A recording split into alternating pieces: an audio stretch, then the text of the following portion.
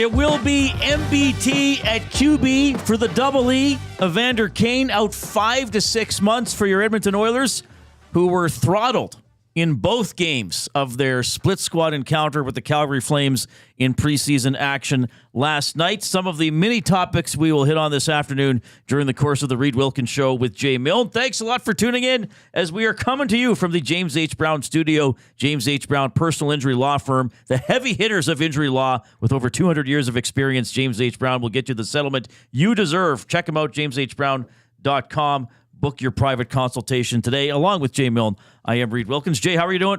I am doing exceptional.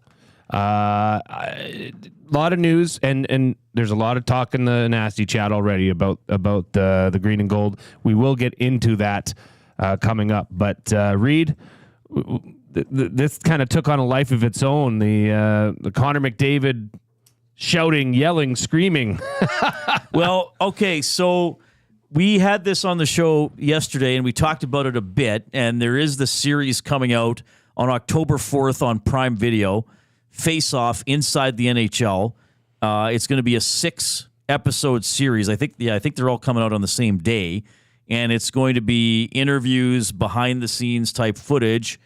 And what was the trailer yesterday? About a minute 40, about a minute 45. Yep. The one shot that stood out, it was kind of close to the end of it, was McDavid in a dressing room, and here is what the audio that we had for that, Zach. That's not good enough. The finals. Dig in right now. Okay, so my speculation was incorrect. I thought that was maybe between periods 2 and 3 of Game 2. That was after Game 2 when they lost to go down 2-0. And as we were discussing, and as most people will remember, they didn't play very well in Game 2. I mean, they were badly outshot, especially through the first 2 periods. And, in Game 1, they played pretty good, but Bobrovsky beat them. And then they played pretty bad in Game 2, and they're down 2-0 in the best of 7. We know what happened from there.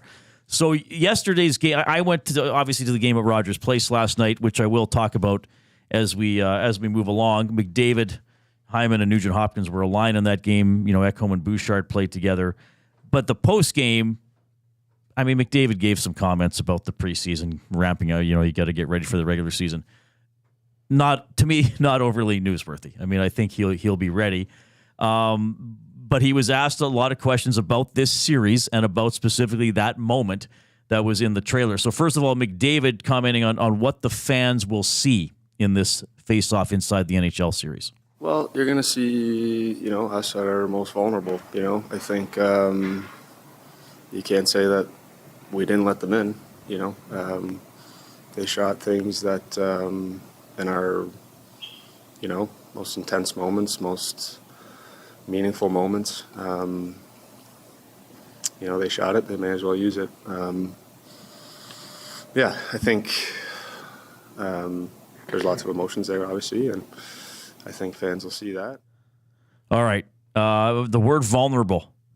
Don't often associate that with a pro athlete, or maybe any athlete.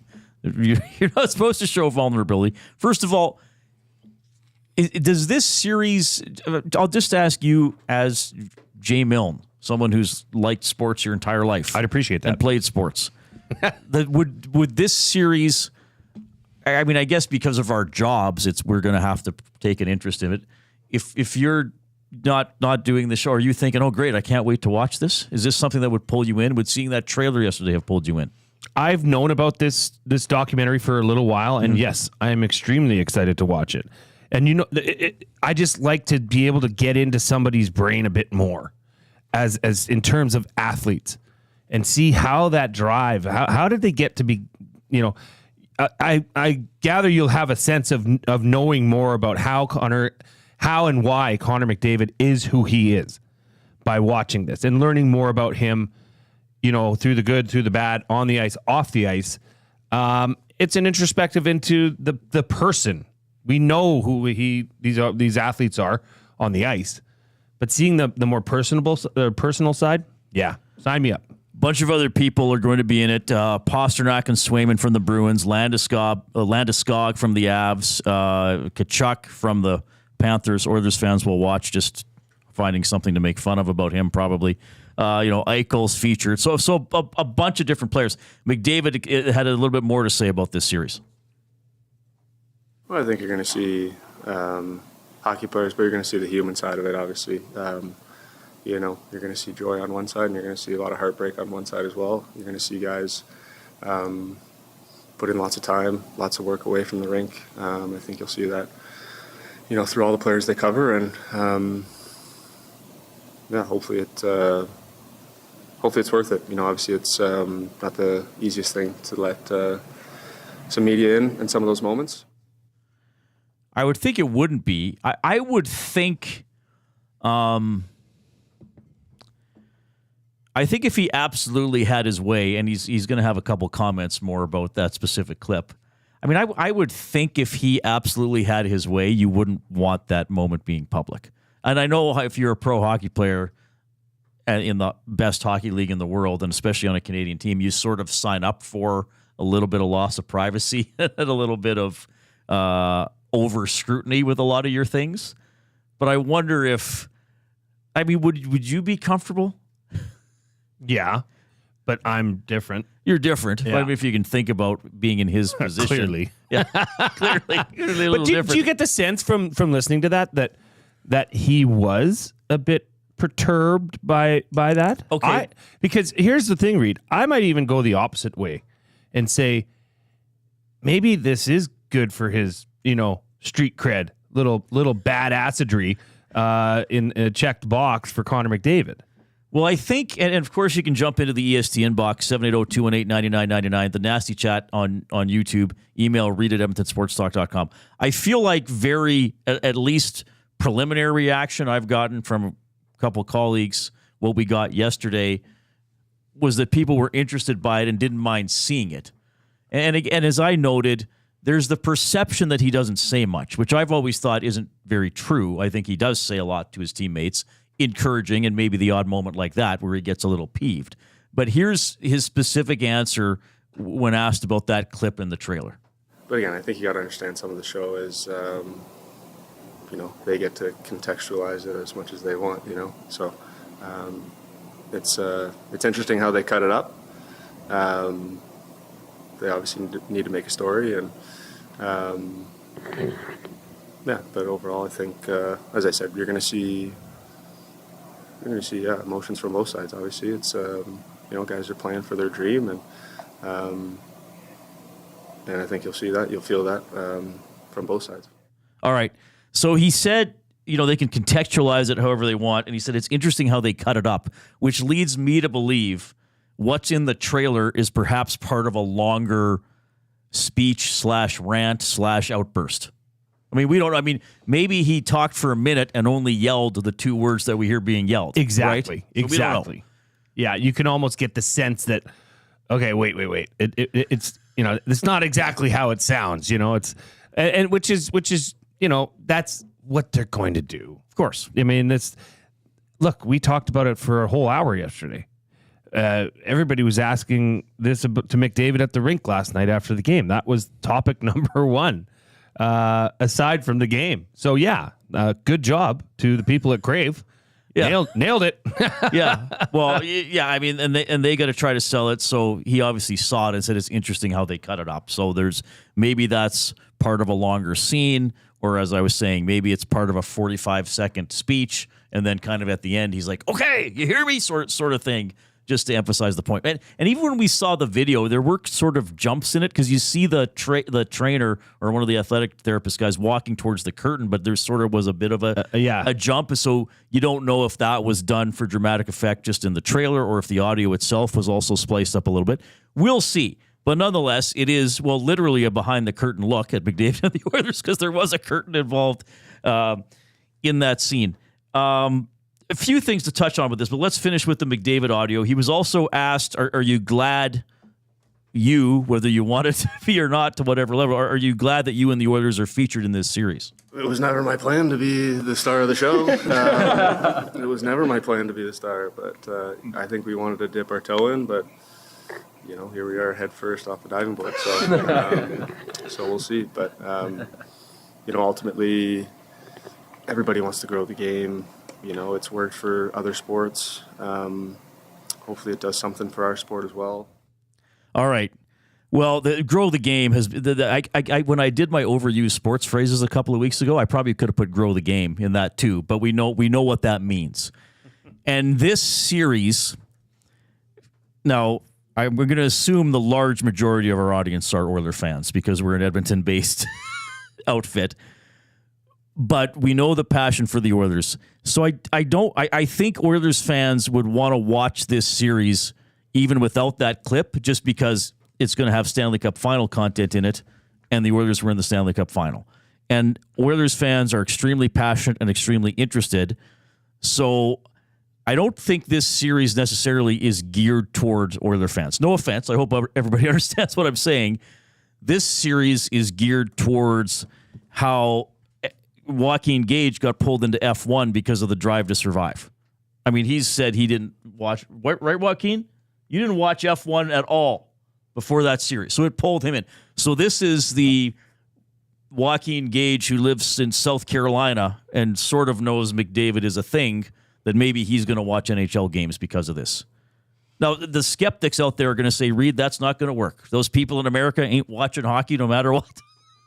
But is it fair to say that it can do two things at the same time? It can definitely entertain Oilers fans, or the greater Canadian content of NHL fans, which do not need any encouragement. Right. They're good. That's a good base in Canada. Right. But absolutely, this would give, and we talked about this on our show, is peeling back the layer a bit and showing more about these players and allowing fans to see that. Yeah. There's a term for it. It's called fan engagement. Yes. And that's what the NHL needs to grow in those, if they are trying to grow the game in the US or globally, even in Europe. This would be fascinating to see because it's never really happened. There hasn't been something like this. Like, remember the Boys on the Bus, the Oilers video? Yeah. How awesome since is I watched that? But yeah, you saw stuff, yeah. Right? I remember there was a shot of Craig McTavish getting stitches and him, kind of being like, whoa, that's not pain-free, boys. Like, but it shows like personalities. Right. Right? And it shows, it gives them, it shows that they're humans. And I'm interested because, again, and that's why I always say, during the season sometimes if the listeners would be like, oh, well, there's a problem in the room. Like, I'm just like, you aren't in the room. As a media guy, I go into the room and get tape. I don't know what it's like when it's just the 20 guys and the coach. So I always speculate. So I'm interested in those little behind the scenes snippets. I'm interested in that they actually had access to shoot McDavid doing that, even though apparently it looks like the trader was like enough. And I was also really interested, and I asked Hyman about it last night, but he didn't want to talk about it. But the Hyman speech that I think Oilers Plus put it out a few weeks ago, I was during my tenure when I was practicing retirement, that the speech after Game 7, because as much as I've covered sports, I don't know, and each team might be different, what is said after you lose the biggest game of your life? Is it totally quiet? Do you all go around and shake hands and hug each other? And then who does it? I found it interesting it was Hyman. Sure. Yeah. And maybe other guys had said something before or after, but I found it interesting that was Hyman. And even in that moment, he recognized everybody come back. So I found that, I find those raw behind the scenes moments interesting. It might be, and the question I asked Hyman was it hard for you to watch that and see it released to the public? Because that speech was meant for, 24 teammates, if I include the guys who were hurt or not playing. And he deflected because he'd already answered a couple questions about the McDavid video, and he deflected and said, okay, it's last year. But I was hoping he would answer it, but he didn't want to. We're going to hear something Hyman did say. We'll get to more on this McDavid and the documentary. Our off-topic topic, oh my goodness. For William Huff, since 1952, William Huff has provided industry-leading graphics with design, print, and install all in-house for thousands of valued clients. Their unparalleled customer service combined with decades of industry expertise and a desire to make every job the very best it can be is what they call the William Huff Advantage. Visit their website at williamhuff.com or give them a shout at 780-454-4536. Here is the off-topic topic. Which employee of Edmonton Sports Talk would you most want followed around with a camera crew for a day, and what would you be hoping to learn or see? This will be good. So which one of Milner, me, I'm the only one who calls you Milner, Glue Guy, Zach, Gage, Hernan, Tom, Dusty, Awanik, Lieutenant Eric, Trev, Jasmine. Did I miss anybody? Sean Bell. Oh, Sean Bell. Well, and I guess Cassian. Yeah, I get. Which Edmonton Sports Talk employee would you most want to have their day documented, and what would you be hoping to learn or see? This may go nowhere, or it may be beautiful. Oh, it could go very, very far, Reid. 780-218-9999. The Nasty Chat is off and running on YouTube. We are going to, we got an Oil Kings weekend to start teeing up. They have their home opener. Of course, we'll talk about MBT officially being named the starter for the Elks. I'll give some thoughts on the preseason game last night. We got a ton to get to, but here comes the Coop.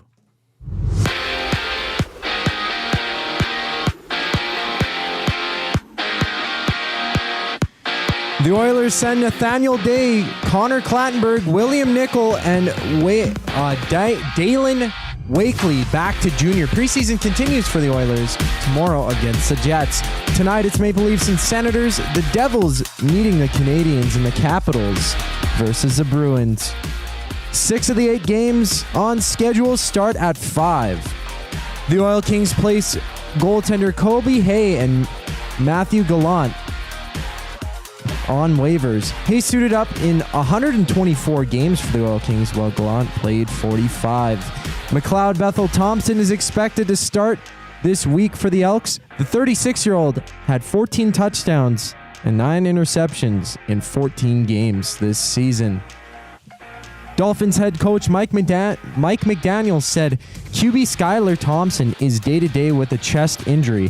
McDaniel says that QB Tyler Huntley has the possibility to start against the Titans on Monday.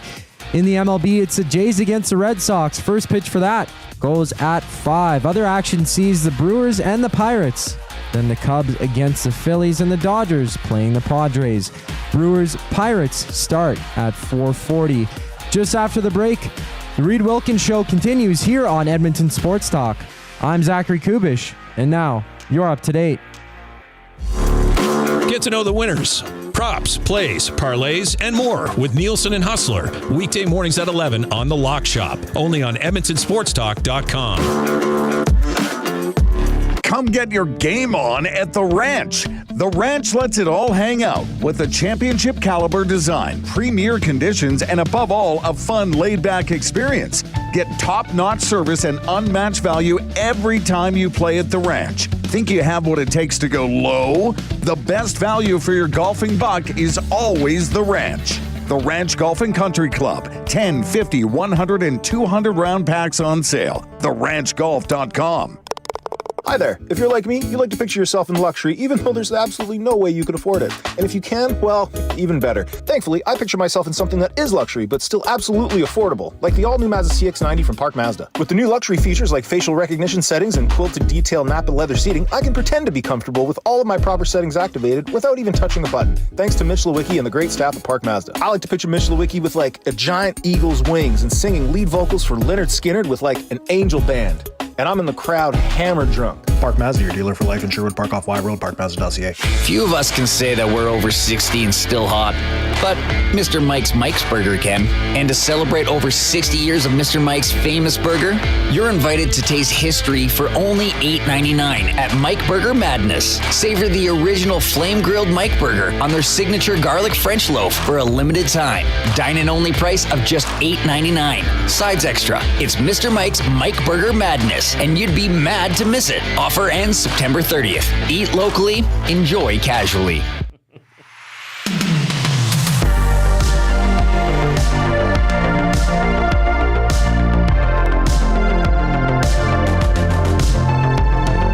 What a joy to do the show with Jay Milne and then present it to you every afternoon from 3 to 6 here on Edmonton Sports Talk. Your clear choice for Edmonton Sports.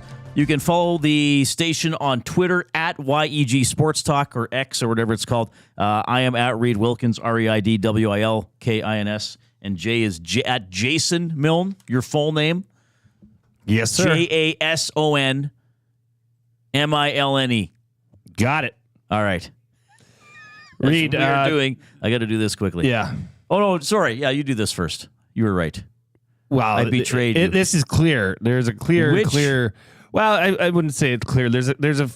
Eric is definitely the most, the person people would want to follow around the most in terms of a documentary. But maybe the next step is to add more context to why and what you'd hope to see him do. That's what we always say on the show. It always helps to give a why. That's really where the flavor of the answer is coming, as opposed to just giving a name or a yes or no. So which EST employee would you want to see have their day documented or get behind the scenes footage of in their life? Why? What would you be hoping to learn? What would you want to see? Well, okay. So some of the 10- chimes in. Tommy, but I'm not sure you could air most of it. Oh, my. Big Slam Nasty says, LTE, I click on his Instagram story and never know what I'm about to see.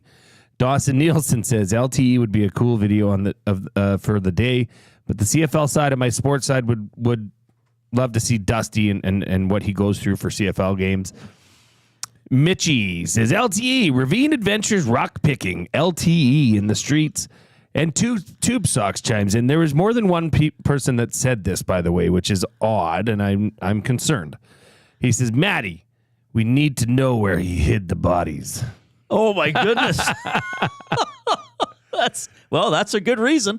Yeah. That's a valid reason. You know what? Big Uke just chimed in the Nasty chat, and this summarizes what Reid and I are talking about. If providing some context, he says, I feel like watching LTE is like watching whales or seeing a sea turtle underwater. You don't really care what it's doing. It's just unreal to see it live. Oh, those are excellent. People got the assignment for sure. All right, we'll weave more of those in and out throughout the day. Keep them coming. Keep them coming. We are touching on not just the Oilers preseason. We'll talk more about last night's games, I suppose. The one in Calgary, I just watched the extended highlight pack. I was at the one in Edmonton, which was okay. But we are bringing you the Oil Understood, presented by GCL Diesel, providers of the best diesel engine components around. From turbochargers to injectors, fuel pumps to sensors, they are the critical engine component experts, proud to serve Edmonton and Northern Alberta for over 50 years, and now a proud partner of Edmonton Sports Talk and the Reid Wilkins Show. GCL Diesel. Diesel. Understood. All right. So we're talking about the series coming out, Face Off inside the NHL, is going to start October 4th. It's on Prime Video. It is a co-production of Box to Box Films and NHL Productions. And 6 episodes. They're all going to come out on the same day. And, of course, the Oilers featured in it at least to some extent because they were in the Stanley Cup final, and we know that there's this behind-the-scenes footage of McDavid, kind of having a bit of an outburst. Now we know after Game 2 of the Cup final. Zach Hyman was asked, how rare is it for McDavid to have an outburst? How rare is it? I think you guys don't see. I guess tune into the show. You'll be able to see more, right? That's the reason the show's there, right? So we get a sneak peek. To us, it's normal. I think he's a phenomenal leader. Wears his heart on his sleeve. To you guys, he may be quieter or more guarded, but to us, he's Connor. He is who he is. He's a great player, obviously the best in the world, and a phenomenal leader, and takes it. A lot of the team onus, whether we're playing, when we're playing pro, he takes a lot of it on himself and tries to elevate everybody's game. So, I think that clip, you'll see more of it in the show, I guess. Yeah. That level of emotion can only come when you're in the Stanley Cup final, right? When it's all on the line. Does everyone learn something about everyone when you go through a series like that? Yeah, I think that clip was when we actually lost the game, so we're down. We're down 2, I think, but I guess we'll find out. After that clip, everybody's upset. You're down 2-0 in the Stanley Cup final, worst possible situation after 2 games, right? So just, we worked all this way to get there, and we're down 2-0. Like, we got to be better. That was kind of the message I think everybody was feeling, and that was great that he said it at the time. All right, so couple things. First of all, and I realize the public perception of McDavid, and when people hear him speak, when he does do media, very reserved, doesn't say much, and then I know the criticism he gets is, well, he's not a good leader, he's not dynamic, and I think what Hyman is saying there, well, you don't, that's not who he is. I think he speaks his mind. I think he leads. I think he gives positive feedback. I think he gives guys a kick in the butt at sometimes, but then as Speck asked about and as Hyman answered, yes, being down 2-0 in the Stanley Cup final is a pretty unique situation. And I guess I would say to Oilers fans, whether it's McDavid or somebody else, wouldn't you hope somebody would say, all right, are we awake?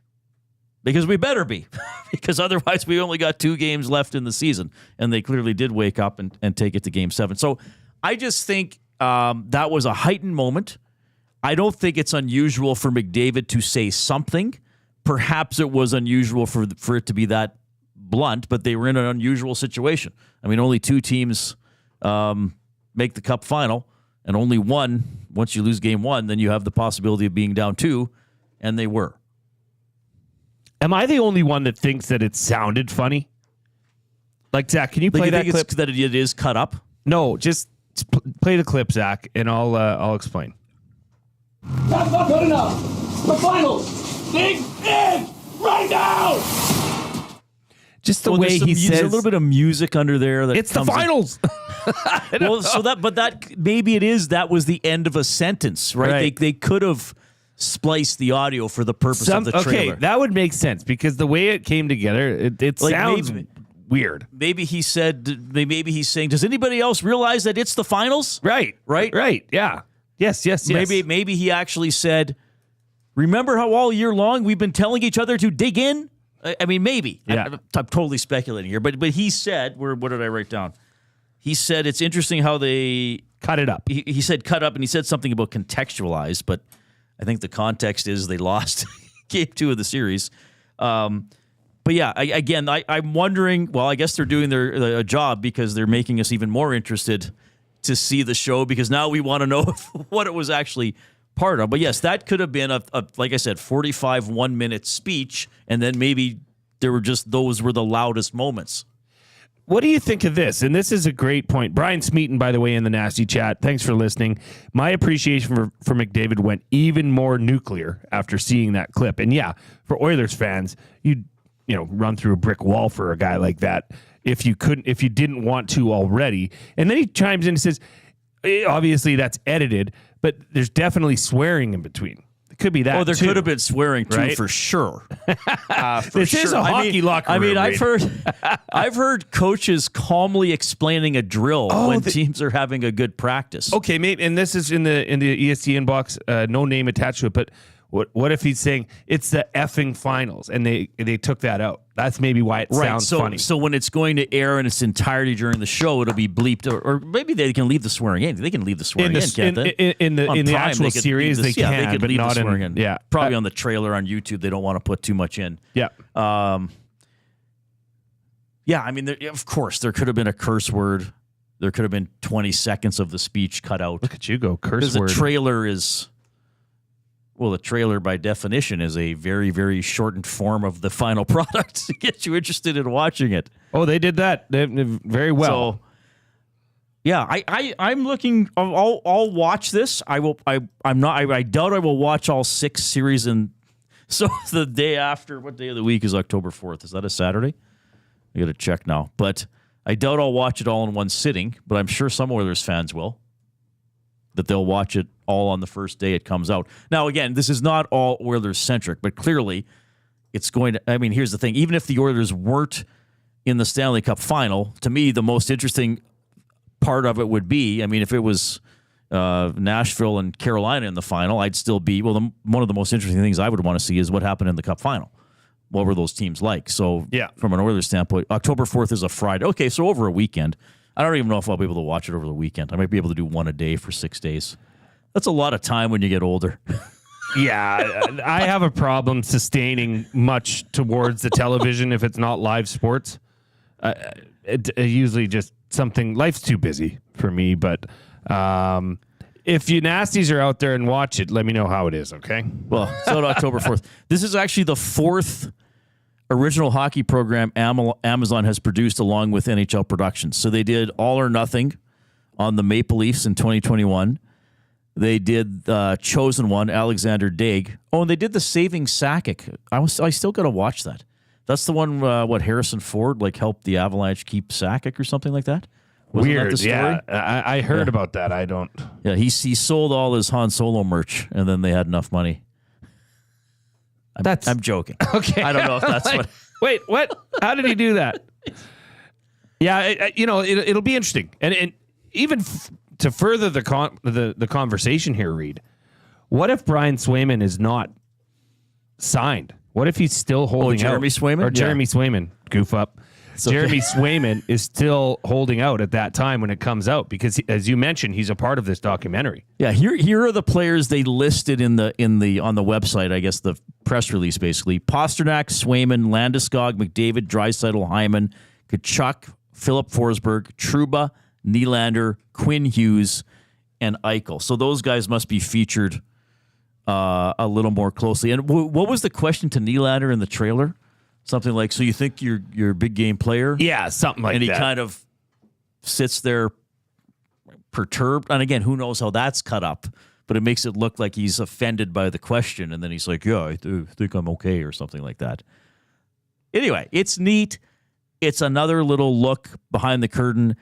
And if you're a massive hockey fan, and I'm sure a lot of our audience are, and a lot of people, a lot of Canadians are, it's just more of what you love. Yeah. So in Canada, it's going to do fine. Again, will it make Bill in northern Louisiana want to watch a hockey game? I don't know. I really don't. Probably not.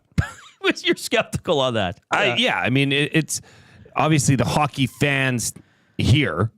I mean, that's the number one. It's more of your favorite thing. Yeah. It's more Oilers content. Yeah, even if they're just 1/10 of the 6 episodes. But I would hope the Stanley Cup Final gets its own episode. I mean, it was an epic series.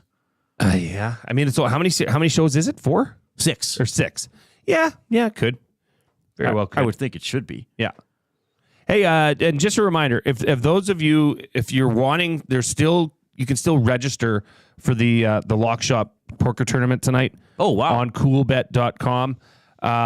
Dustin's going to be in it. Maddie, Tom, myself, obviously Huss, and a few others. So if you are wanting to play in that, and there will be bounties, I believe, on Dustin, Maddie, and Huss. What's a bounty in poker? So if there's a bounty on you and you and I go heads up all in and I knock you out, I get a bounty for that. And I believe it's $100 a bounty. So it's like Boba Fett taking somebody out.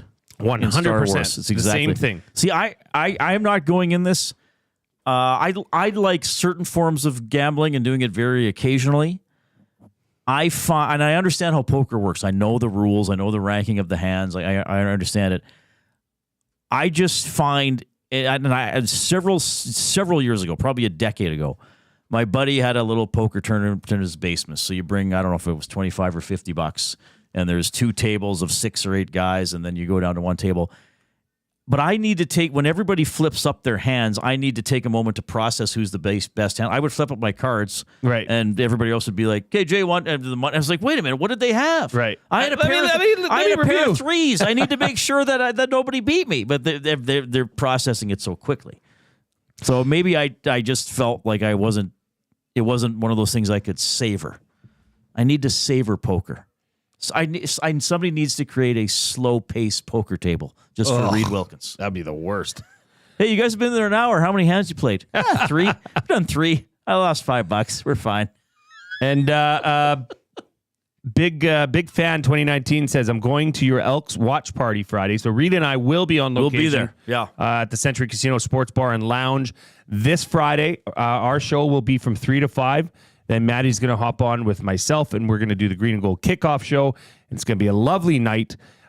We are going to have, and this, I'll take a moment here, Reid, to mention this and how it's going to happen. We are going to do a chicken wing eating contest. Who can down a pound of wings the fastest? It will happen on Friday at the event. Zach is pointing at himself. Would you like to be in it? Can I please join? You're in. But This you will can't make my win, though. day. Can you win? Can an EST person win? It's Elks tickets you're winning. So if you win, you have to donate it to the person or give it to the person that finished second. Okay. Deal? Deal. Okay. Zach's in. So he'll be named the winner, but he has to give the prize to a non-employee. Yeah. That makes sense. And we're going to be having 5 other people that are going to be joining Zach in a chicken wing eating contest. It's a pound of wings, salt and pepper. Who eats it the fastest wins. I want to have, when we're there on site, and that's the easiest way to do this, is just say, if you're going to be there on Friday and you want to be a part of it, let me know either now or there, and we'll get you going on it. And I really, if Zach wins, that'd be a tragedy. Why? Wouldn't it? No. Come Well, on. for his bowels, maybe. Hey.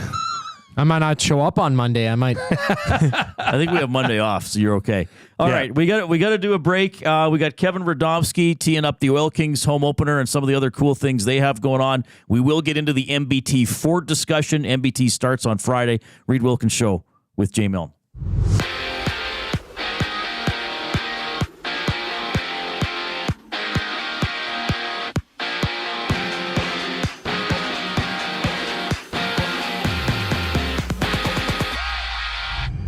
Nathaniel Day, Connor Clattenburg, William Nickel, and Dallin Wakely have been sent back to junior by the Oilers. Preseason action continues for the Orange and Blue tomorrow against the Jets.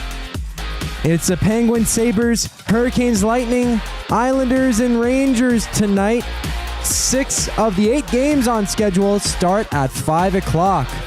And it was the Oil Kings placing goaltender Colby Hay and Matthew Gallant on waivers. Hay suited up in 124 games for the OEK, while Gallant played 45. McLeod Bethel-Thompson is expected to start this week for the Elks. Join the EST watch party down at the Century Casino Sports Bar and Lounge for the action this Friday. The Reid Wilkins Show will be live 3 to 5 on location before the Green and Gold Kickoff Show takes over to set up the action at 7 o'clock.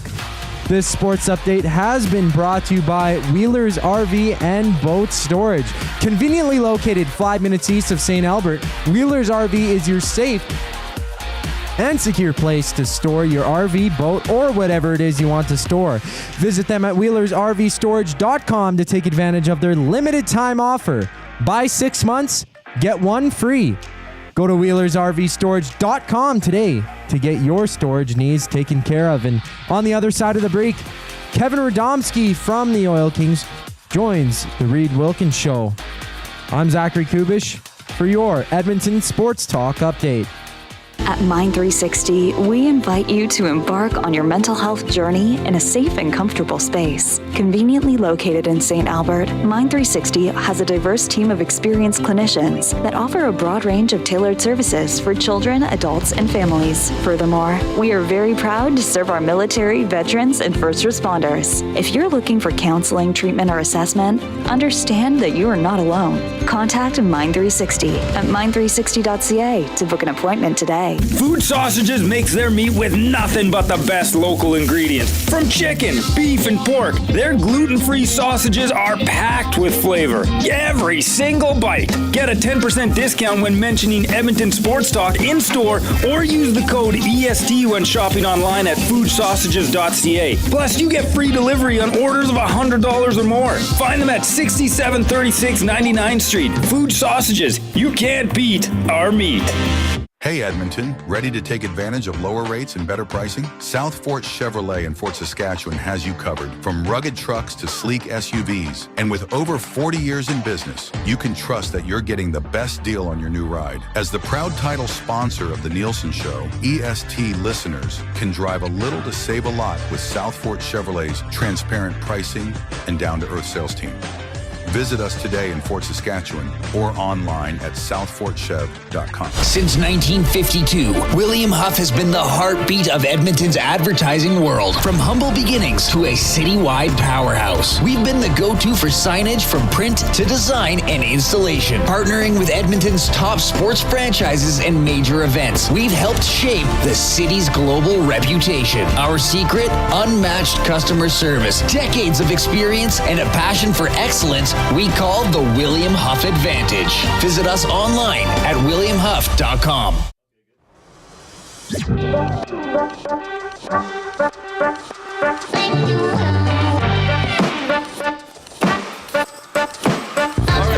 Evander Kane out 5 to 6 months. We'll talk more about that a little bit later on, and we'll break down the Oilers' double defeats last night in preseason action against the Calgary Flames. Oilers in Winnipeg tomorrow. Raphael Lavoie, who actually thought looked decent in the first 2 games, left practice early today, a minor lower body issue, but head coach Chris Knobloch said he'll be off the ice for a couple of days. Of course, the Edmonton Oil Kings season off and running. They did start with a 3-1 loss in Lethbridge and then lost to a very good Medicine Hat team 4-2 on Saturday.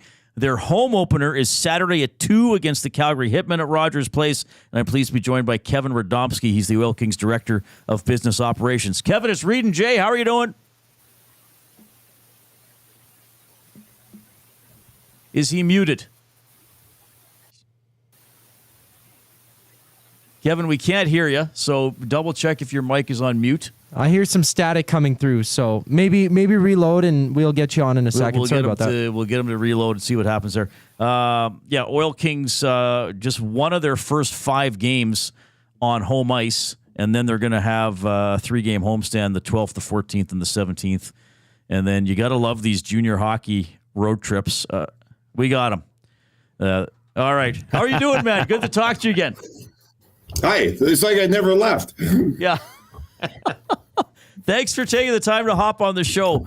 So it's always good to have you on. Of course, first time you're on the new program here, so welcome. Yeah. Home opener on Saturday. I'll give you the floor. What special stuff's going on for this one? It's always fun to get the home schedule going. Absolutely. And to your point, yes, we started on the road, and this is actually the latest that we've ever opened up at home before. So here we are, Saturday, September the 28th, this Saturday, Rogers Place, 2 p.m. So if you know anything about the Oil Kings, it's all about family entertainment and a 2 p.m. puck drop, perfect for the families attending. And we're going to have these thunder sticks for everybody in attendance. When you're coming in, there's my camera there. That bag these things. These things are fantastic. I love it. I haven't told the security department that we're handing out thousands of these things, but they can learn that when they watch this show. It's great. But yeah, so everyone that's attending the game going to be handing out the Thunder Sticks. We've got kids' food combos, $7.50, no more than $10, and great seats at Rogers Place start at $20. It's a can't miss for family entertainment. Well, Kevin, remind me how many years in a row you guys have led the WHL in attendance, and how do you think you've been able to carve out such a solid niche in a pretty competitive sports city market? You know what I mean? And let's face it, the Oil, there's ebbs and flows in junior hockey. You guys were on top 2 or 3 years ago, and now it's sort of trying to build up again. So how many years have you led the league in attendance, and how have you been able to do it? Well, when I look at last year alone, we had 252,000 fans over our 34 games. That's 7,004 on a 34-game average. We had 2 games above 17,000, 6 games above 10,000 in an NHL market. And what I'm happy to share with people is we don't say that braggartly. We say that thankfully, that the support that we receive from this community, clearly the message of family entertainment and the tremendous value you get to be able to see thrilling junior hockey at Rogers Place for $20 is really the number one driver for our success. If you haven't been to an Oil King game, I don't know what you're waiting for, but I can tell you that there's tons of fun, lots of energy. The kids are up, they're dancing, they're making noise, and it's just so much fun. And of course, we have thrilling junior hockey on the ice. Kevin, I applaud you. I applaud the Oil Kings organization for having that family focus. As a father of 3 young children, it's great. It's good for people to focus on families and having affordable options to go watch really, really good hockey. But I wanted to ask you, I mean, the Oil Kings have become known for creating some of the most fun, unique jerseys. How many different jerseys can fans expect to see this season? And who comes up with the creative behind said jerseys? So great question. So actually the WHL, the Western Hockey League, mandates that we can have no more than 4 theme jerseys a year. So right away we say the number 1 jersey we're going to wear is our Teddy Bear Toss jersey on Sunday, November 24th. It's already into production. And I can tell you guys that we've never done this theme before. And for those who don't know, on Teddy Bear Toss, November 24th, when we score our first goal, thousands upon thousands of stuffed animals rain down onto the ice from every area of the building. And all those get scooped up and given to Santa's Anonymous here, helping our local community. And when I look at what the pillars of the Oil Kings are, we love supporting our community. We live here, we work here, we love it here. And we want to make sure that Edmonton is even better because of the tremendous support we get from our fans. So we're going to be doing that jersey on Teddy Bear Toss. We're going to be doing a jersey designed by a fan that supports the President's Choice Children's Charity, so helping eradicate food instability and hunger amongst the youth. Very, very important. And then on Family Day weekend, on the Saturday, February the 15th, I'm going to give you guys the hot take. No one knows this yet, so this is a hot take for your listeners. We're going to be wearing a special Paw Patrol themed jersey. So last year we wore SpongeBob SquarePants. The year before that we wore the Teenage Mutant Ninja Turtles. This year we're going to wear the Paw Patrol themed jersey on Saturday, February the 15th. And I've got another hot take because we're going to wear another themed jersey in March, where it's going to be a throwback jersey from one of the iterations of a hockey team here at Edmonton that is no longer playing. That's a teaser.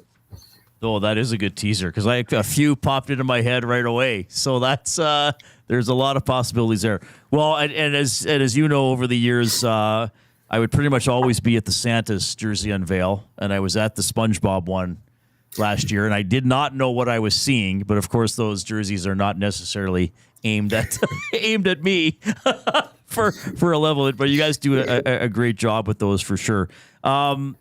Are you going with, was it not Saturday or Sunday? There was always, there's themed days, right? Are those all coming back this season?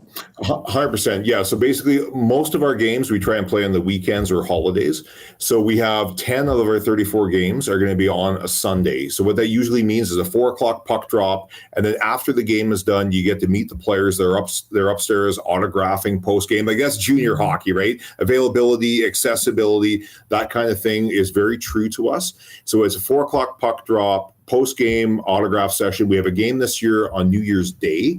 So we're actually going to do fireworks inside the building on the ice and hanging down set to music. So if you've got some young ones that didn't do the countdown, they couldn't make it to midnight, no problem. You can bring them here on New Year's Day. We'll do a countdown with fireworks set to music. And we haven't done it for a few years. And I can tell you that every time that we do it, it's such a spectacle to see fireworks inside of an arena. It's pretty cool. All right. So oilkings.ca to see the schedule or to get tickets. Hopefully most people know how to do that. But if they haven't, go check it out. 2:00 Saturday against the Calgary Hitmen to get the home schedule start. Did we miss anything important? No, I really appreciate the support. But yeah, if you've heard nothing else from my rambling, it's great seats are at $20. Kids food combos start at $7.50. And to your point, Reid, it all kicks off this Saturday afternoon. Doors are at 1, games at 2. Great seats are still available. Oilkings.ca. Come for the Thundersticks. And for nothing else, come for the Thundersticks right here. Let's hear it one more time, Kevin. One more time. Let's hear it. Here we go. Well, my office neighbors are probably, what's going on right now? Well, Kevin, I'd love having you on, and we'll talk. We'll try to get a player or a coach on before the end of the week too, because to talk more about the hockey side of it too, because I think the team's ready to. I mean, hey, we know what it was like with Gunther and Neighbors and Costa and all the nice deal for Gunther, by the way. Not bad, good for him. right? But it's been fun for me because we had Curtis Lazar on the show a couple weeks ago. How do I know him? He was an Oil King, right? So it's cool getting to know the players as well, and it's an opportunity for them to grow doing media stuff when they get to come on shows like this too. So it's a fun relationship with the Oil Kings for sure. Okay, we'll see you Saturday. Thanks for hopping on. I know you're busy. I appreciate you guys. Have a great. Okay, right on. That's Kevin Radomski, Director of Business Operations for the Edmonton Oil Kings. So you've gone in the crowd. I mean, when I go, I still sit up in the press box, but they do some good stuff. The teddy bear game is always like beyond fabulous to see. We'll talk about that closer to the actual game. I've never been to a teddy bear toss game. Oh, it's. I've seen the videos. Yeah, it's amazing. I went to a couple. It's unbelievable. It's unbelievable. And I mean, even when I was in Lloyd, the Blazers / Bobcats would have one, but that's a few thousand bears. This was, like you said, 17 or whatever thousand bears, and they got to pass them around because of the nets right behind and the people in the upper deck. Just getting shelled with. Throws it on. I would the go there players and gotta hide, right? I would just try bean people off. Just, I mean, it's the only time you're going to have weighted bear. a real reason to throw a teddy bear at someone and, try pick off their beer or something. That's dark. Yeah. Well, sorry, Reid. Spirit of Christmas, everybody, from Jay Milne. Paw Patrol. I'm kidding, of course. Is Paw Patrol the big one with kids now? It's huge. It's been big since my kids were of that age. They've grown out of that now. But I mean, wow, So Paw Patrol is until you're how old? 7, preschool? Yeah, like 5, 6. Okay. 4, 5, is a Friendly Giant still a thing? Not a thing. Gager, what are you laughing at? Is that the guy? Look up. Way up. Yes. And he had Rooster, the Rooster. Rusty the Rooster. Rusty the Jerome Rooster. the Giraffe. Yeah. And then I think they had some raccoons that had a weird little band or something every once in a while. Not creepy at all. No, Yeah. So that was, when I was a kid, it was that, Sesame Street. Yeah. What about the raccoons? Do you remember the raccoons? Yes. But they weren't. Cyril Sneer. A bear called Jeremy, I watched. Lassie, or Mr. Dress Up, obviously. Littlest Hobo. Classic. Oh, we used to play the Littlest Hobo theme song on Inside Maybe Sports. tomorrow. We stopped doing that after a while.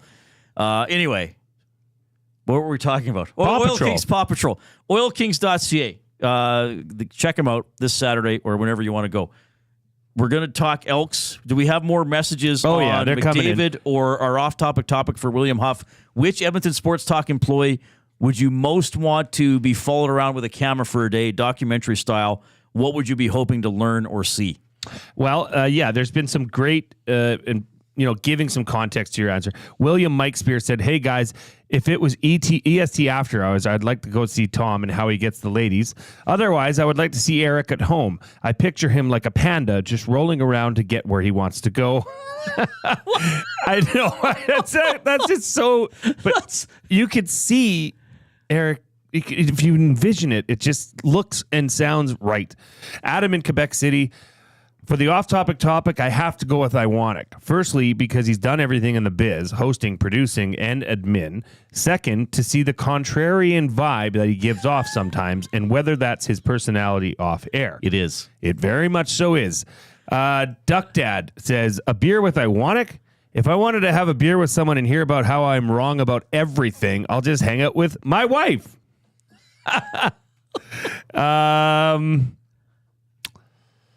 Matthew Iwanek. So it's a toss-up, I'd say, between Matty, Tommy, and LTE, but LTE is Nobody said Gager? No. Apparently, but there have been several people that have said, like Rob here, he says, "Hi guys, I first said LTE because I had great conversations with him at Century Casino, but additionally, I think all of you would be great." That's Rob. Well, be careful what you wish for. Maybe that should be something, an off-topic topic of children's shows that you wish were turned now. Wouldn't that be weird? What? If they turned, what's the one? Paw Patrol? The giant. Friendly Giant. Friendly Giant. But if they brought it back now as an adult show? Well, as a horror movie, I think. Creepy. They made a Winnie the Pooh horror movie. Maybe which is Jerome the Giraffe. supposedly Was it awful. Jerome the Giraffe?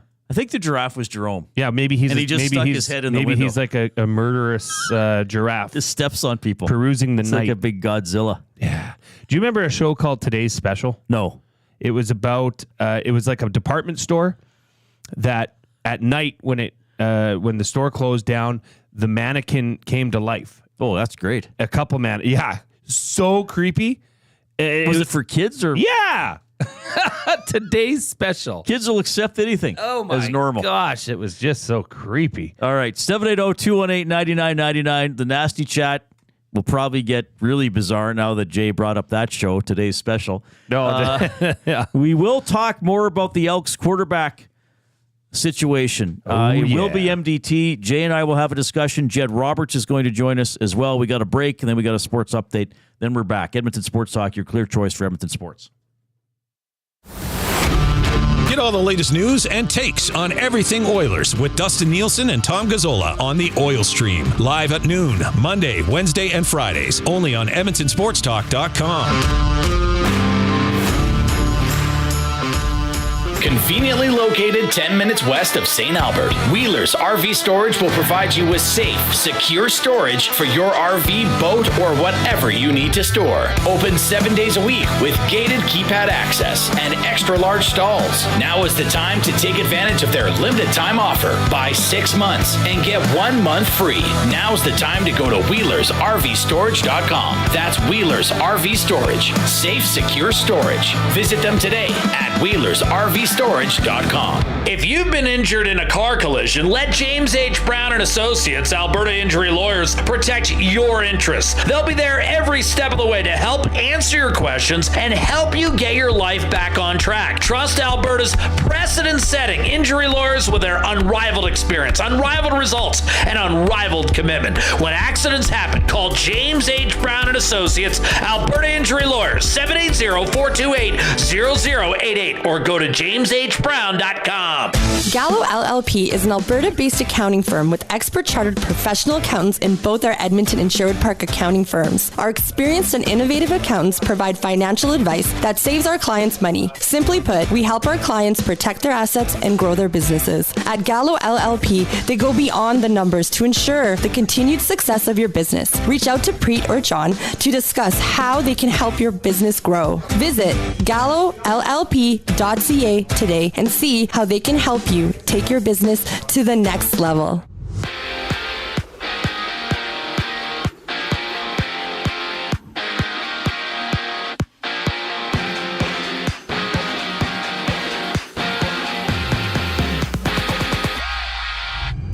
Nathaniel Day, Connor Clattenburg, William Nickel, and Dallin Wakely have been sent back to junior by the Oilers. Preseason action for the Orange and Blue continue tomorrow against the Jets. It's the Maple Leafs, Senators, Devils, Canadians, and Capitals meeting the Bruins tonight. 6 of the 8 games on schedule start at 5. The Oil Kings place goaltender Colby Hay and Matthew Gallant on waivers. Hay suited up for 124 games, while Gallant played 45. McLeod Bethel-Thompson is expected to start this week for the Elks. Join the EST watch party down at the Century Casino Sports Barn Lounge for the action this Friday. The Reid Wilkins Show will be live from 3 to 5 on location before the Green and Gold Kickoff Show sets up the action, which starts at 7. In the MLB, it's the Jays against the Red Sox. First pitch for that one goes just after 5. And other action sees the Brewers and the Pirates, the Cubs against the Phillies, and the Dodgers against the Padres. Brewers-Padres starts at 4:40. Right now, you're listening to the Reid Wilkins Show with Jay Milne. I'm Zachary Kubish, and now you're up to date.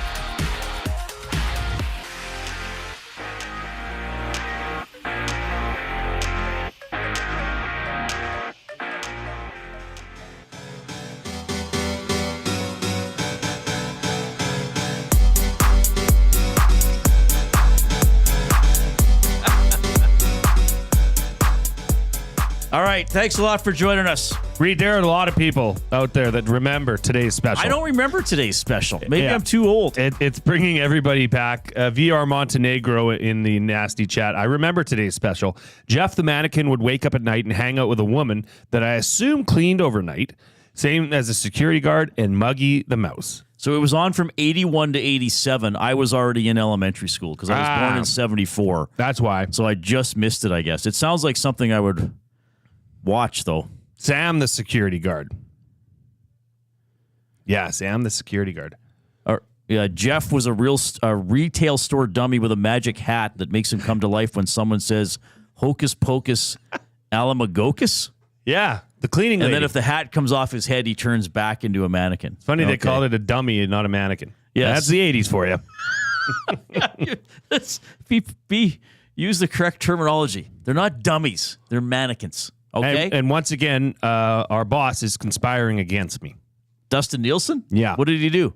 Well, this all started back with Twittergate, with how he went out of his way to promote YouTube Trev and his Twitter account. Okay. We were in a race to 1,000, apparently.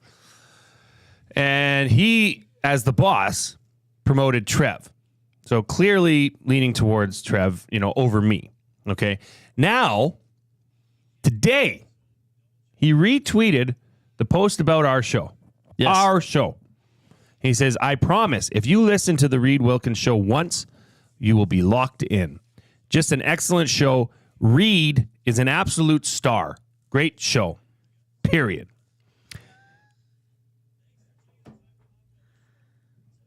Well, you're a star as well. Maybe he ran out of characters. I don't know. Right, yeah, You'll have to ask him about that. Well, yeah. I had to comment on it. So, all right. You can go and check at Jason Milne. There's no doubt we will be getting comments on our next topic. In fact, I already saw some in the Nasty Chat when I walked by our TV. There's lots.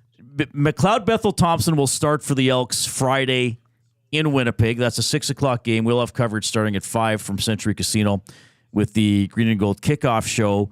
I will read a post by my former colleague Dave Campbell, who was at practice today. Jarius Jackson says he felt Trey Ford's play was too inconsistent with turnovers and execution on Saturday. Feels he's been fair to both quarterbacks, whether their play has been up and down. Jackson feels MBT has been the more consistent QB and gives the Elks the best chance to win. Now, I think when I walked past the TV, I saw someone posting in the Nasty Chat something along the lines of, this isn't fair to Trey Ford. Now, we are going to discuss this. We'll discuss it with Jed. I think what that person wrote is a quote-unquote fair comment. However, life in pro sports ain't fair, folks. If you feel this isn't fair to Trey Ford, I don't know what to tell you. You were just going to go home unhappy from the show today.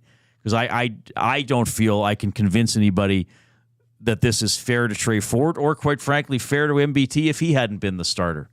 Coaches make decisions. They can only start one. And I get that argument. I get that sentiment. I would start Trey Ford because I think there are two things going on here. And unfortunately, they are at odds. And it sucks, I think, the way they are at odds.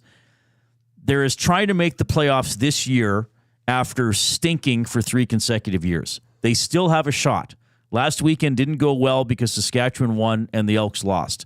That lowered their odds quite a bit, but they still have a chance. And then there is the other question of that if you're going to become a better team and a better franchise, a quick way of doing that is having a really good quarterback, because that makes a lot of difference. I don't think MBT is going to be on the team next year. I can no longer say for sure if Trey Ford is going to be on the team next year, at least if I were operating the team. So I would want to find out, can Trey Ford beat the Winnipeg Blue Bombers?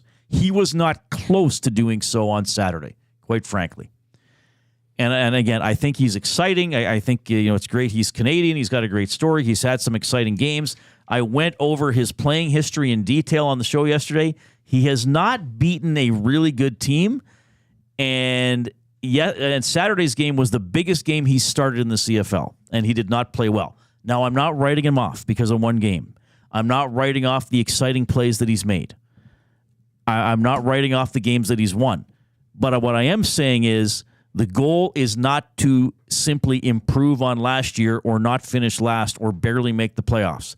The goal is to win the Grey Cup eventually. I doubt they can do it this year. But if you can't win a slugfest of a game against Winnipeg on September 21st or whatever it was, then I'm not sure you can win a Grey Cup. So I need to know, can Trey Ford have a stinky game and bounce back?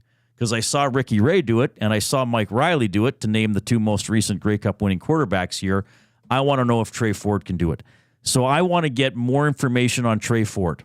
So that's why I would play him Friday, even if it might be at the expense of,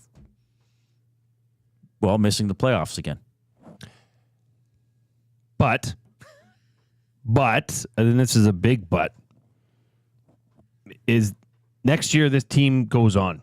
This team plays next year. Who's the quarterback to be determined? But Jarius Jackson is not confirmed as the head coach of this team. Another problem, sort of. Yes, it is, because you're thinking for yourself as opposed to, if this was an organizational decision, they would have Trey Ford starting. If, because you want to see, like you said, what you have before you go ahead and commit to said player. They are clearly still trying to make something of this season. And Jarius Jackson thinks, and look, let's say this, if the roles were reversed, we did this yesterday, but if MBT started last week and went 10 for 17 for 131 yards, 3 interceptions, and a fumble, people would be crying in the streets for Trey Ford. So now it's on the other shoe, and everybody still wants Trey Ford to have a chance. Trey Ford did not get it done. MBT was playing pretty darn good on that 4-game stretch. They went 3-1, back-to-back wins against the Stampeders, which not the greatest team, but MBT was playing very well. And in fact, MBT played pretty dang well all year. But for, 2 games that were pretty bad, stinkers, you would say. McLeod Bethel-Thompson has not been the reason they've lost games. Now, I will say he's not the one leading them to victories, or didn't. Right. In the 0-7 start. But a decision had to be made, and I would have went with Trey Ford for the future to see what you got, because if he laid another egg, well, I'm sorry. You can only do this so often against high-level talented teams, because the victories that you went over and detailed yesterday were against the bottom half of the league, the bottom dwellers in the CFL, right? Not against the Montreals, not against the Winnipegs. Yeah. And once again, and Atif in the EST inbox is there a written rule that you have to announce a starting QB before the game? And I still don't understand this. But the media will say, okay, McLeod Bethel-Thompson's taking first-team reps. That would get out. Of course. But, we can talk to Jed about it and ask for that. Maybe that's a great question for Jed is, as a defense, certainly for me, if you're setting up film to break down film and analyze a quarterback, the more time you have, the better you are. MBT and Trey Ford are opposite quarterbacks. Now Winnipeg has all week to know that MBT is the starting quarterback. So it's what happened today with a quarterback taking first-team reps and then the coach saying, yeah, he's going to start. That's, to me, not unusual at all. The unusual thing was after the Labor Day rematch win saying that Ford's going to start against Winnipeg. That was the unusual thing. What happened today, I don't find unusual at all. It's the reaction and the dialogue around this is fascinating. To me, MBT, when they were 0-4, he played pretty well. I thought his play started to decline in the 2 games against Ottawa, and then clearly he was not good in the loss to Hamilton, and that's when Ford came in the fourth quarter and scored points. MBT has actually not thrown a pass in only 1 game. That was the game at Saskatchewan, because then the BC game, when they won, Ford leaves, was it late in the first half or at halftime? When he got hurt, and MBT went 14 of 18 in relief against BC with a touchdown and an interception.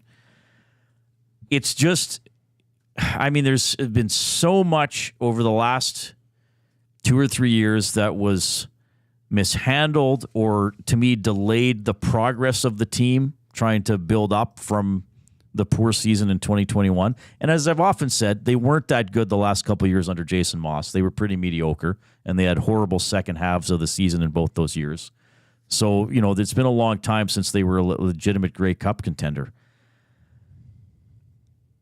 So I guess it all boils down to who gives you a better chance to win on Friday. And that's probably 60-40 in favor of Ford in the fan base, based on the polls we've done. Or maybe 65-35. But you have to realize, too, he is a likable guy. He is the person that people want to cheer for. He's the people in Edmonton fans really want Trey Ford to be the guy. That is clear. Heck, who wouldn't want to see him succeed? But this is a team now that is trying to hang on and make something of this season. And obviously the staff feel that it's McLeod Bethel-Thompson that's going to be the guy to deliver that. But you can say all you want about MBT this or Trey Ford this. Trey Ford plays one bad game and Trey Ford. That's why people are mad. Yeah, because they were 0-7 or whatever. Yeah, under MBT, and they kept rolling him out there, and so I think that's why, if I can sort of pick up on the vibe of what people are saying, that's why they feel it's quote unquote unfair. And again, unfortunately, fairness doesn't really factor into it. But they're saying MBT loses 6 or 7 games, Ford loses 1, and now there's a change.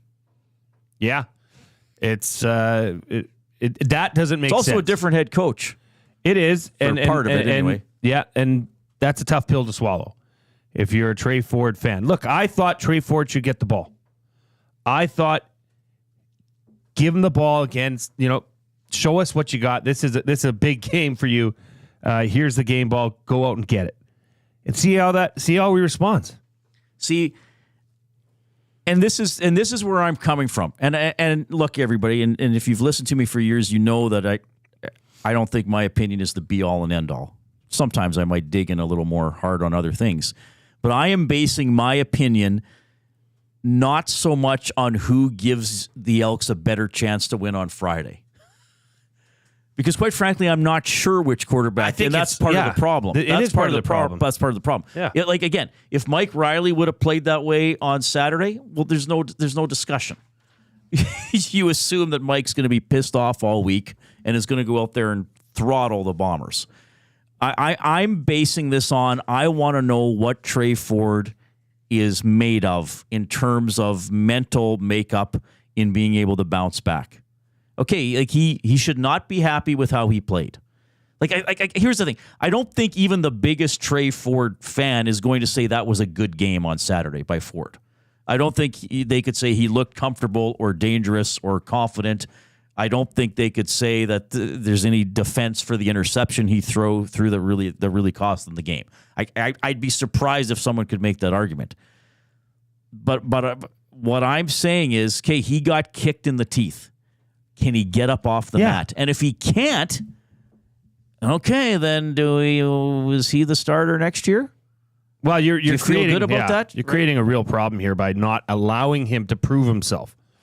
Every player that plays professional sports is going to have a dud here or there. It happens. I would have liked to seen them give him a chance. Give him a chance to climb out of that hole and lead this team to victory. That would go a long way to solidifying his position here long term for Edmonton. For those saying that he's going to get, pissed off and leave, well, I don't know what sample you're referring to that you've crowned Trey Ford as this amazing quarterback. He's average at best. The stats show it. The record shows it. Reid broke it down extensively yesterday. Can he develop into something? Who knows? Possibly. Very likely. He's a young, athletic, okay? That's the known here. He's athletic. He's exciting because he runs around. I get it. But numbers-wise, stats-wise, wins, losses-wise, he is average. Now, I'd love nothing more to crown him as this guy, the guy for Edmonton, but they're not allowing that to happen right now. They clearly feel that MBT is the guy that's going to give them a chance because, like we said yesterday, this is the game. If you lose this and Saskatchewan wins, done. Yeah. It's bye-bye. Playoffs are almost, almost impossible. Yeah, I mean, it's an interesting topic to talk about, but again, it's an unfortunate topic that we have because and you there's the two layers of the two quarterbacks, and then you'd made a good point. It's the third layer of a coach and a coaching staff perhaps trying to keep their jobs for next year. So Jarris Jackson is 5-4. If he goes 8 and how many games is he going to coach? 13. If he goes 8-5 and gets them into the playoffs, he's probably the coach next year. He is the coach next year. But if he does that with McLeod Bethel-Thompson getting the team in, then he's coming back as the coach, and McLeod Bethel-Thompson probably isn't his quarterback, and maybe Trey Ford isn't his quarterback either. But this is not a decision based off feelings. This is like when Chris Jones was here, there was the feeling and the belief that they just didn't like Trey Ford, didn't trust Trey Ford with the ball. Obviously, that's not Jarris Jackson's MO. He's given Trey Ford the ball. He immediately announced after the sweep of Labor Day that Trey Ford will be healthy and will be the starter. There's no emotions involved in this decision. This is a coach that is fighting for his team, and I don't blame him if he's fighting for his job. You would. Everybody would. Right. So you can't say that. He's the coach that believes that MBT is going to give them the best shot.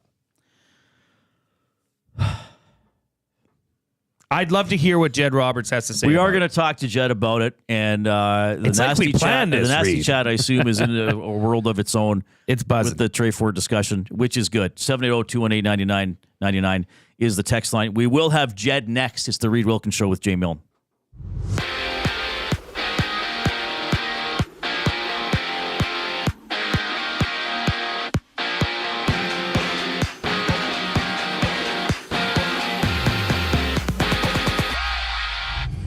Nathaniel Day, Connor Clattenburg, William Nickel, and Dallin Wakely have been sent to junior by the Oilers. Preseason action for the Orange and Blue continue tomorrow night against the Jets. It's Maple Leafs and Senators, the Devils meeting the Canadiens, and the Capitals against the Bruins tonight. 6 of the 8 games on schedule start at 5 o'clock. The Oil Kings place goaltender Colby Hay and Matthew Gallant on waivers. Hay suited up for 124 games for the Oil Kings, while Gallant played 45.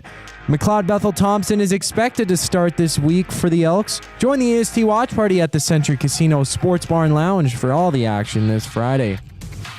The Reid Wilkins Show will be live from 3 to 5 on location before the Green and Gold Kickoff Show sets up the action. Kickoff is at 7. In the MLB, it's the Jays against the Red Sox. First pitch just after 5. Other action sees the Brewers and the Patriots, the Cubs against the Phillies, and the Dodgers against the Padres. Brewers Pirates start at 4:40. And it was Austin Eckler not traveling with the team back to Washington. He is out in Virginia after being diagnosed with a concussion in the second half of Monday's victory over the Bengals. The Commanders play their next game this upcoming Sunday against the Cardinals. Right after the break, Jed Roberts, EE alumni, joins the Reid Wilkins Show with Reid and Jay. I'm Zachary Kubish, and that was your EST Update. Get to know the winners, props, plays, parlays, and more with Nielsen and Hustler. Weekday mornings at 11 on The Lock Shop. Only on EdmontonSportsTalk.com. You want the heavy hitters on your team, both on and off the ice.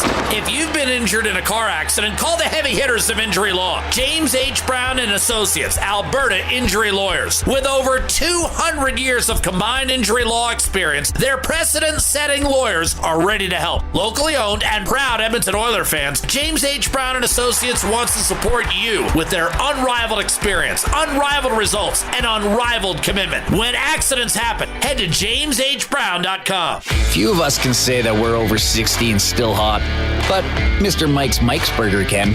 And to celebrate over 60 years of Mr. Mike's famous burger, you're invited to taste history for only $8.99 at Mike Burger Madness. Savor the original flame-grilled Mike Burger on their signature garlic French loaf for a limited time. Dine-in only price of just $8.99. Sides extra. It's Mr. Mike's Mike Burger Madness, and you'd be mad to miss it. Offer ends September 30th. Eat locally, enjoy casually. GCL Diesel has been serving oil country since 1972. From diesel cars to SUVs to pickups. From farm tractors to school buses to a big rig. From diesel generators to forklifts, GCL can test, troubleshoot, and repair all diesel fuel system components. Whether it's injectors, pumps, turbos, filters, or additive, GCL has the parts you need to keep your diesel running the way it should. For genuine diesel parts at wholesale prices, visit GCL Diesel in the West End or online at GCLDiesel.com. GCL Diesel. Diesel understood.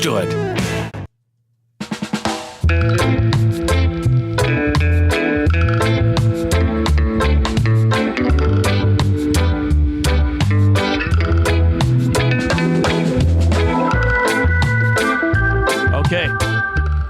Before we get to Jed Roberts, who's going to check in right away, and by the way, we're in the James H. Brown studio, James H. Brown personal injury law firm, the heavy hitters of injury law with over 200 years of experience. James H. Brown will get you the settlement you deserve. Check them out, jameshbrown.com. Book your private consultation today. Is there a highlighted message or two? Derek V says the new coach fact is a great point. Once JJ came in, MBT got one game to which Ford was put in the following week. JJ set the precedent that one game could cost you the starting role. I mean, that's happened. Yeah. Under his tutelage. And he's taken Beatty out for a game. I mean, he's made changes. Jason and Leduc in the EST inbox. You can't make a decision for the future when you ask a group of players who have overcome what they have and the season still hangs in the balance. Trey Ford could not get it done against the same team they were playing against again. Coach needs to make this decision based upon the need to win now. MBT is the choice. If and when they are eliminated from playoff contention, put Trey in and start looking to the future. And that's a perfectly fair comment. And I know he's going against what I'm saying, and I don't really have a response to that. That's a fair comment. But I'm not convinced MBT gives them a better chance. So because I'm not convinced on which quarterback to start, then I start the guy who has more of a future runway, and I need to know how he's going to react. I guess that's how I would respond to that. And I admit, that's not the best argument, everybody. No, but it's perfectly, that is perfectly commonsensical, Reid. If it's a toss-up, you can't tell me one way or another, oh, well, this is a better quarterback. I mean, Trey Ford laid an egg last week, but he has had flashes of brilliance and flashes of great football. Mm-hmm. So has MBT. But there's no, it's like your options are the bad guy and then the kind of bad guy. Nobody's certain. Well, I think very few people would be certain one player is going to give them a. But the Trey Ford talk that this is some sort of dynamic game changer of the CFL, no, it's not. He's not. No. He hasn't proven that yet. I'm not saying he can't become that, but as of right now, he has not proven that. And we now we can get into the goods. Do we have Jed? Yeah, Jed, old boy, how are you doing? I'm good. You? Well, we got the funny connection, Zach. We got to iron that out. Sorry, Jed. We just got to clean up your the feed coming through a little bit. We're getting we have the satanic filter. What was the other one when you're in protection? We have the witness protection filter. Voice, yes. All right, Jed, we're going to try it again. Sorry, I know you couldn't hear it, but you were coming through kind of funny. How are you doing? Good. I'm better now. Yeah. How's your week? There we go. How's your week been? Oh, my week's been great.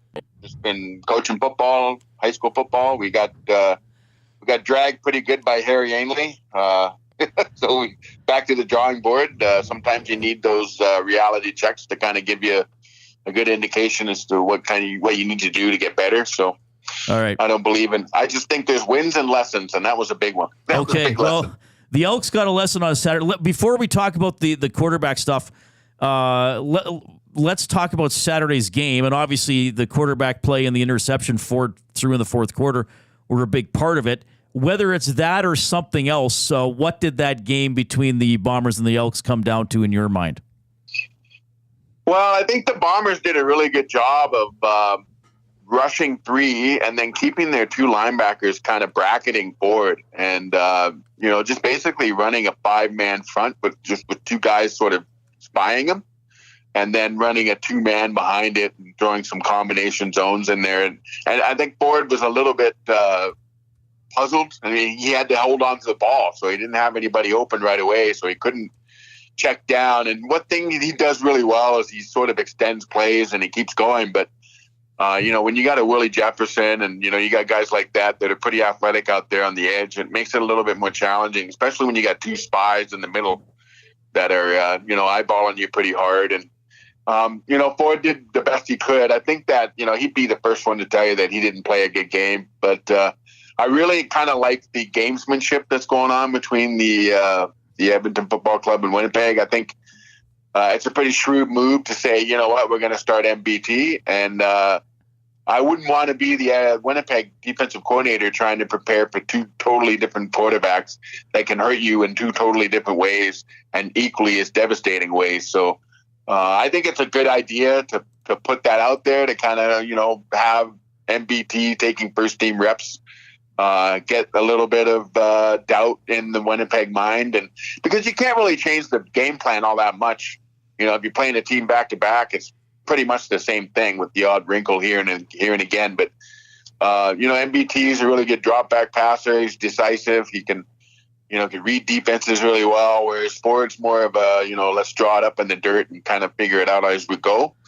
But I wouldn't want to be the guy to kind of game plan because you have to put totally different philosophies in terms of your defense. Your defense, you have to keep Ford in front of you. And you have to worry about how he can beat you with his legs, whereas with MBT, he's more of a guy that can take you with his arm, read progression type of guy. So you have to play them totally different. And I think that that's an advantage for Edmonton. And I think that everybody's allowed to have a bad game now and again. And I think that was certainly the case this past week for Trey Ford. I think he'll bounce back. He's a pro. And I'd rather have him on my team than have to worry about preparing for him. That's for sure. Yeah. Hey, Jed, Jay here. I want to ask you about a position that you're obviously familiar with as a former defensive lineman and special teams wizard. But as far as the D-line goes, Edmonton's D-line came out fast and furious. And, at one point, we're leading the league in CFL in sacks. But that has seemingly gone away. And I'm not sure if you noticed last week, but they dressed 8 defensive linemen on the depth chart. And, in my, football world, that would mean that they're going to try get through fresh bodies and keep, the pressure on Zach Collaros, but that didn't seem to do much. Does this happen to a unit where they're just going through a lull, and then once they crack back into that first sack, that things will start rolling again for them? Or what can you speak to on your experience with that? Well, one thing that I've noticed about this defense is you don't really get that much 4-man pressure. You have to kind of throw in some blitzes. And that's, I think early on they struggled with that. And then they started to kind of sort of come on. And I think that also they want to run with an American safety, and that's Purifoy. And he's a game changer, right? And so that means you're going to have to dress a Canadian somewhere else. Because traditionally safety is a Canadian position. Although recently, I guess maybe that might not be the case as much as it was when I was playing a million years ago. But and so when you're looking at their D-line, they got Curtis out there playing a defensive end. And I think that might be a case of them trying to find a guy that can, generate pressure. You don't get guys like that. Canadian edge rushers like Boulay, the guy from BC there that went down to the States and then came back up. Those guys are really, really hard to find, like really, really good Canadian edge rushers. And so I think that's what they're trying to do is to find somebody to be the counterpart for Brown. And I think they picked up AC Leonard there and, a guy that can sort of mentor the young guys and let them know, how to play certain angles and how to attack. Being an edge rusher is like being a major league pitcher, right? You can't come with the same move every time. You gotta mix it up. You throw a change up one time, you give them a little in and out, dipsy doodle spin, you do some power moves. And, you really have to pace yourself. And I think that when you're a young guy, you don't really realize that. And when you get a good defensive team, they're able to generate that 4-man pressure, and you don't have to keep bringing an extra guy. And I think that's one of the things that the Elks in particular have struggled with this year, is bringing 4-man pressure and generating actual pressure with that.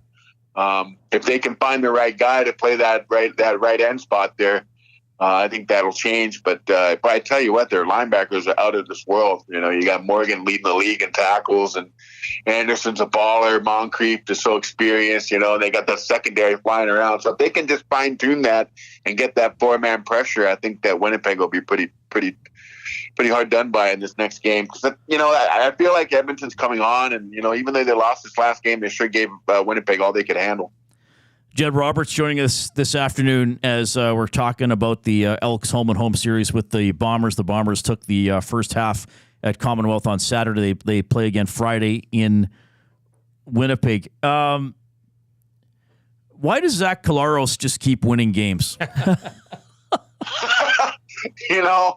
He's a guy that's seen it. He's done it. He's smart. He knows how to manage a game. He's really good at kind of figuring out where, the defensive secondary is he knows who to go after. There's nothing he really hasn't seen in this league. Like he's seen it, he's done it. He's also really good at selling if he gets somebody, breathes on him, he goes down and grabs his head, and he's really good at that stuff. You hate to play against him, but you'd love to have him on your team. And he's just a smart, wily old bet back there, and they're a different team with him behind center. They're always a danger and a threat to win, every game they play, and as long as he's calling the shots back there. But I think if you can get pressure on him and you get him, moving around a little bit. Although I was surprised at how mobile he was last week. I didn't think the old dog still had it in him, but I don't think you're going to make a lot of money with Collaros running the football. So I think if Elks can get him uncomfortable and get him on the run, I think that bodes well for Edmonton. Jed, in your playing time, I mean, you played for Edmonton from 1990 to 2002. Looking through the lists of quarterbacks that you played with, I was wondering if there was ever a controversy. But I can't really see much, but maybe something I don't know. Did you ever have something like what we're seeing here with Trey Ford and McLeod Bethel-Thompson? And if so, how did it change, the locker room dynamic? Years after I was done and I retired in 2003 in March there, the only counterpart I can really come close to it is, and for different reasons, is Ricky Ray and Jason Moss. That year they went on a run in 2005. And what the deal was with that was one was really good against man coverage and one was really good at zone. And so when one would struggle with the other, they would just move from one quarterback to the other. And I don't think people really understand how difficult it is as a defensive coordinator to game plan for two different quarterbacks that do two different things so well. And I think that's what people are missing here with Ford and MBT. And when I heard that we were getting MBT, I was excited because it was the perfect counterpoint, the perfect foil, if you will. And I think that, in my playing time, we always pretty much had like a declared starter, so I didn't really have to worry about that. And it would have been kind of interesting to kind of go through that and experience it and feel what that would what kind of impact that would have on the room. Because, everybody's, whether they want to admit it or not, even if they're a player, they're always in their heart, they're a fan, and they watch games too. So, and everybody always has an opinion, and you never really know what the opinions are in those locker rooms. So I'd love to be a fly on the wall in that dressing room to kind of, how many people prefer the Ford and how many people prefer the MBT. That's what makes for good. That's why you guys all have jobs, right? Because we get to talk about this stuff. Yeah. But boy, it sure is fun to watch. I got one more for you. Obviously, the Blue Bombers now have this great stadium. What's the sponsor now? I can't even remember. It's not Canadians anymore. What was that old Winnipeg stadium like going into play there? Princess Auto. Princess Auto is the current name. Oh, man. I remember 1998. That was the year I ruptured my Achilles there on Thanksgiving. It was raining really, really hard, and we had to practice. We had to do a walkthrough in the tarmac inside the stadium there, and it was asphalt. And so, we had we had receivers running routes and stuff in the tarmac. I mean, imagine doing that at Commonwealth Stadium, where the cement is and stuff, and it's dank, and you can smell the black mold, and it wasn't the glamorous life, that's for sure. I remember one year in '91, I think we went in there in a ice storm, and when the plane landed on the runway there, we did a 360, and that was the game where we had to play Winnipeg because Hamilton had beaten BC after going all the way across the country, and which meant that we were tied, and so we had to play that last regular season game. So when we landed the airplane and we did the 360, and half the team was sobbing openly, including Gizmo. It was the first time I'd seen him cry, first of many times. We went out and played the game the next day, but they had to work all night long with propane torches to melt the ice that was now, by the time we landed the plane, it was about 8 inches thick all over the field. And so we played on an American-sized field, and if you scored a touchdown, you ended up on top of 8 inches of ice. It was the weirdest thing I've ever seen. It was the first time I ever wore broom ball shoes. And that old stadium, man, I tell you, if that place could have talked, it would have told you some pretty disturbing stories, and that was one of them. Yeah, I remember that. I think it might have even been a 90-yard field, Jed, if I remember. I don't even know if it was 100. It might have been a 90-yard field, but yeah, I remember that. They had to shorten the field because of the conditions.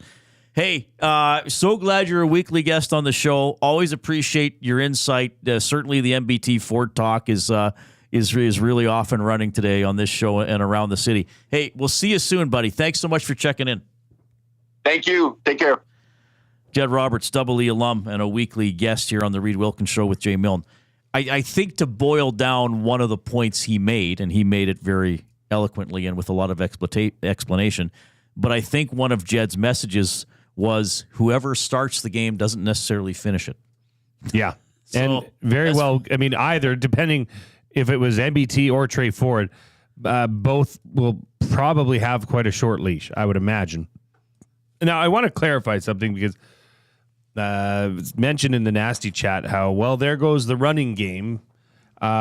And that's not the case. An MBT-led Edmonton Elks team, in the 4 games that MBT played during the injury to Trey Ford, they went 3-1. They had 22 rushes, 19 rushes, 22 rushes. That is above average. That is, I mean, when Chris Jones was head coach, the most they had in a game was 14. Right. So that was a Chris Jones thing, not an MBT thing. This team will be running the ball. That's probably the biggest key to the game. Yeah, I mean, I just randomly picked the Labor Day rematch. They ran for only looking 29 at carries for 213 yards. I'm only looking at running back carries. I don't even count Dakota Prukop or those things. Right. I count Kevin Brown, Justin Rankin, Javon Leake. So they are running the ball, and they will continue to run the ball because that is very effective. Yeah. All right, 780-218-9999. We will continue on this. We'll talk a little about the Oilers' latest and impressions from last night's, the game I went to at Rogers Place, which was interesting, I guess, for the preseason. It's the Reid Wilkins Show with Jay Milne on Edmonton Sports Talk.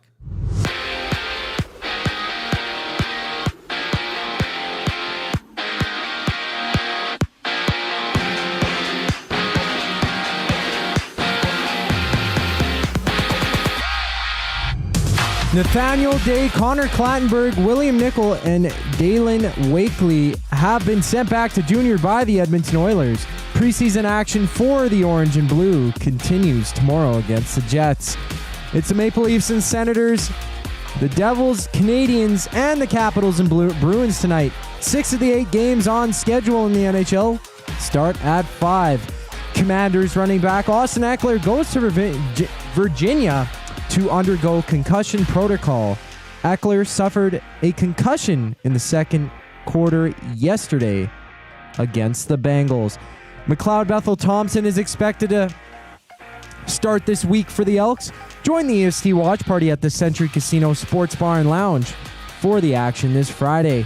It's a Reid Wilkins Show live from 3 to 5 on location before the Green and Gold kickoff show, setting up the action, which goes down at 7. In the MLB, it's the Jays against the Red Sox. First pitch goes just after 5. Other action sees the Brewers and the Pirates the Cubs against the Phillies, and the Dodgers against the Padres. Brewers-Padres started just about 2 minutes ago. Just after the break, the Reid Wilkins Show with Jay Milne continues here on Edmonton Sports Talk. I'm Zachary Kubish, and now you're up to date. Your brand deserves more than just a whisper, it deserves a buzz. At the Hive Product Marketing, they specialize in promotional products that bring the buzz. From eye-catching giveaways to unforgettable keepsakes, they got the perfect products to make your brand stand out and get noticed. Visit the Hive Product Marketing and let them create the buzz your business deserves. The Hive Product Marketing, the official merch partner of Edmonton Sports Talk. Visit them online at thehiveproductmarketing.com. It's crunch time for your taste buds, because for a limited time, A&W is collaborating with Ruffles to bring you the Ruffles Crunch Teen Burger, your favorite teen burger, and your favorite Ruffles cheddar and sour cream chips, combined into one unique taste sensation. It's grass-fed beef. It's one-of-a-kind ridges and crunch. Try it in all its teen burger glory, or crunch into its equally tasty sidekick, the Ruffles Crunch Buddy Burger, for just $4.99. Try one today at your neighborhood A&W. Hi there. If you're like me, you like to picture yourself in luxury, even though there's absolutely no way you could afford it. And if you can, well, even better. Thankfully, I picture myself in something that is luxury, but still absolutely affordable, like the all-new Mazda CX-90 from Park Mazda. With the new luxury features like facial recognition settings and quilted detail Napa leather seating, I can pretend to be comfortable with all of my proper settings activated without even touching a button, thanks to Mitch Lewicki and the great staff at Park Mazda. I like to picture Mitch Lewicki as a ninja fighting off evil samurai. Park Mazda, your dealer for life in Sherwood Park off Y Road, parkmazda.ca. Since 1952, William Huff has been the heartbeat of Edmonton's advertising world. From humble beginnings to a citywide powerhouse, we've been the go-to for signage from print to design and installation. Partnering with Edmonton's top sports franchises and major events, we've helped shape the city's global reputation. Our secret? Unmatched customer service, decades of experience, and a passion for excellence we call the William Huff Advantage. Visit us online at williamhuff.com.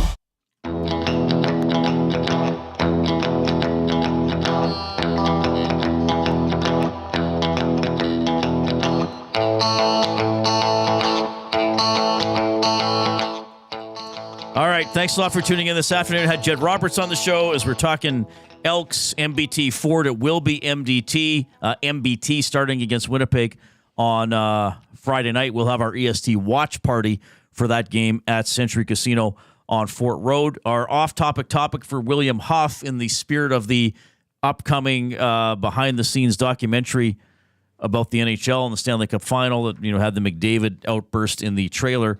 Which Edmonton Sports Talk employee would you most want to have their day documented, and what would you be hoping to see or learn from a behind-the-scenes look into their life?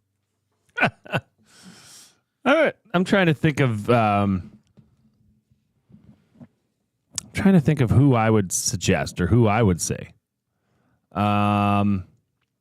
Maybe like a Zach or Trev, one of the young guys. Yeah, my life is very boring. Yeah, I can tell. I just would want to know what it feels like again to be young, kind of footloose, fancy free. You know what I mean? Yep. No children, no wife. What do you do? No hope. No, nothing. Did I say that out loud? Nothing to live for. Clearly, no. But you know what I mean. And not saying that it's bad that I have this situation now, but one forgets just the freedoms that you used to have without having children running around or. Life is different. Well, it's just what it's be like to be Coob. Are you comfortable revealing your age, or would you prefer to keep that private? I'm 20 years old. You're 20. I'm 50. 42. You're 42. So we are both old enough to be his father. Yes. I'm probably older than your actual father. Nope, my dad's 60. 61. What did Gager say? Gager says, in the spirit of Anakin Skywalker, Coob, I am your father. Yeah, I don't know. Like, you always had a cell phone? Like, you don't know what a book or a newspaper is? I would just like to see how that works for someone. No, I barely know how to do taxes. No, but I probably had my first phone when I in grade 6, iPhone 4 was the first phone that I had. I remember my dad, the old phone was a BlackBerry, and he told me about all the old cell phones, the very first cell phone that came in a suitcase and all that stuff like that. I grew up playing Xbox probably since I was 5 years old. I had one of those consoles, either Wii or PlayStation or whatever it is.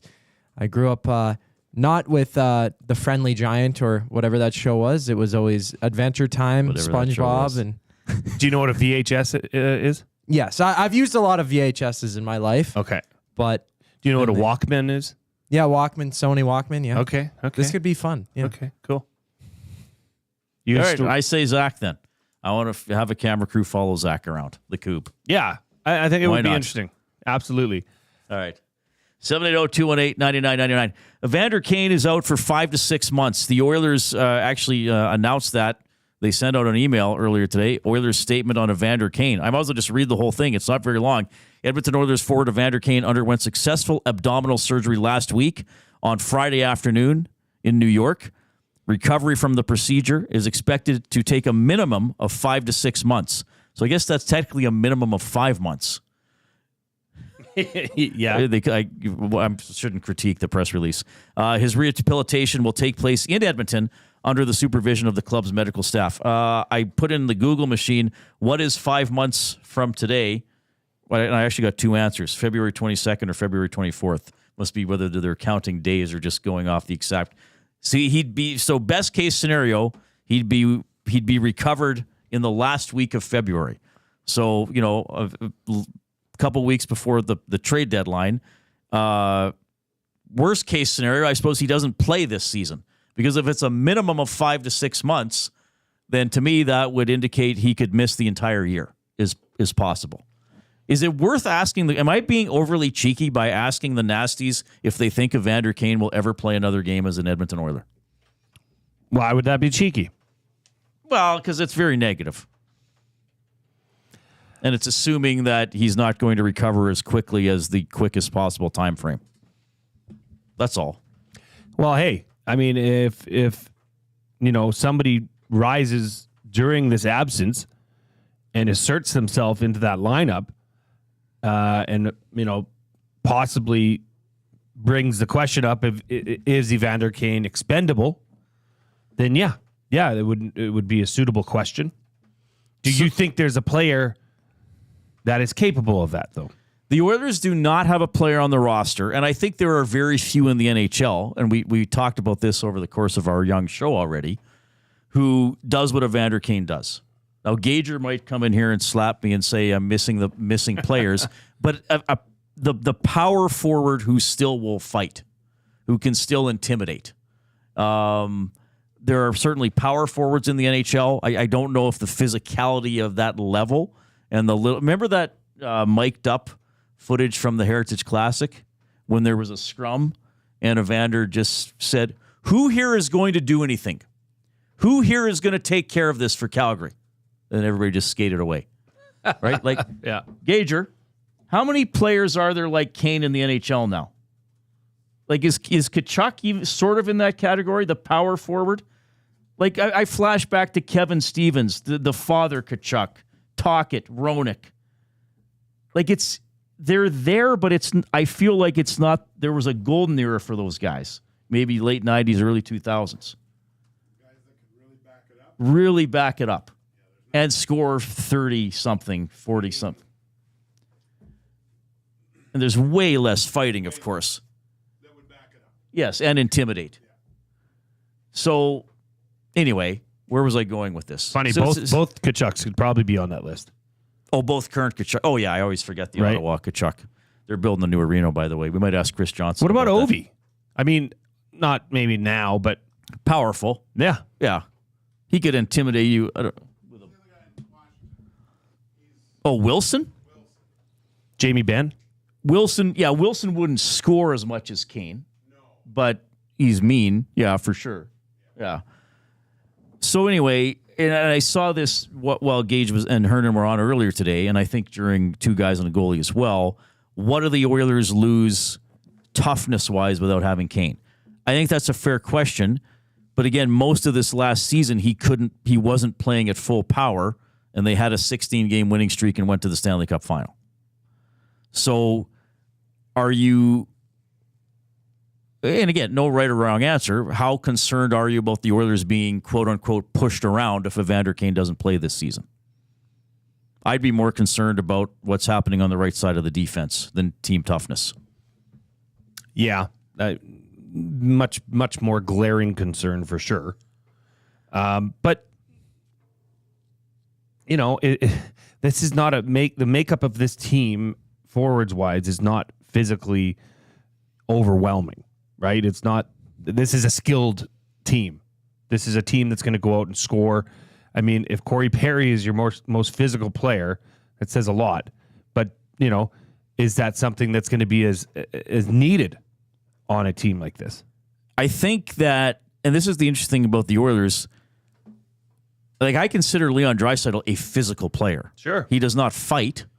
He maybe doesn't absolutely crush guys, but I consider Draisaitl very physical. I consider Hyman very physical in a puck protection, forechecking type of way. Like aggressive physical. Yeah, there's not an absolute masher like Kane. Connor McDavid plays quite aggressively. Connor McDavid plays quite physical. And like Draisaitl can be downright dirty. Sure. And I mean that as a compliment.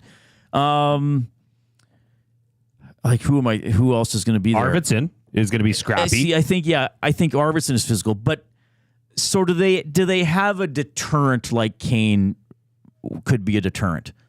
No. Does that prevent you from winning a lot of hockey games?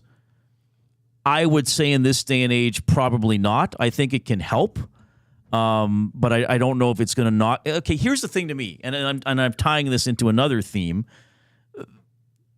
And I know it's very early in the preseason. What I saw of Emerson was fine. What I've seen of Josh Brown is not fine. And I know some people who watched the game in Calgary last night were really like, oh, no. Right. Stetcher, I think he is who he is. So if something is going to knock the Oilers down a peg this season, to me it's not the absence of Evander Kane. It's that spots 2 through 3 on the right side might have players playing above their heads. Even if Emerson is good, I don't know if he's a true second pairing guy. Yep, fair assessment, and it should be a worry. That it seems as though defense has been it's been a worry in Edmonton for a while, right? I mean, when's the last time that Oilers fans or the media said, okay, yeah, they got it dialed in?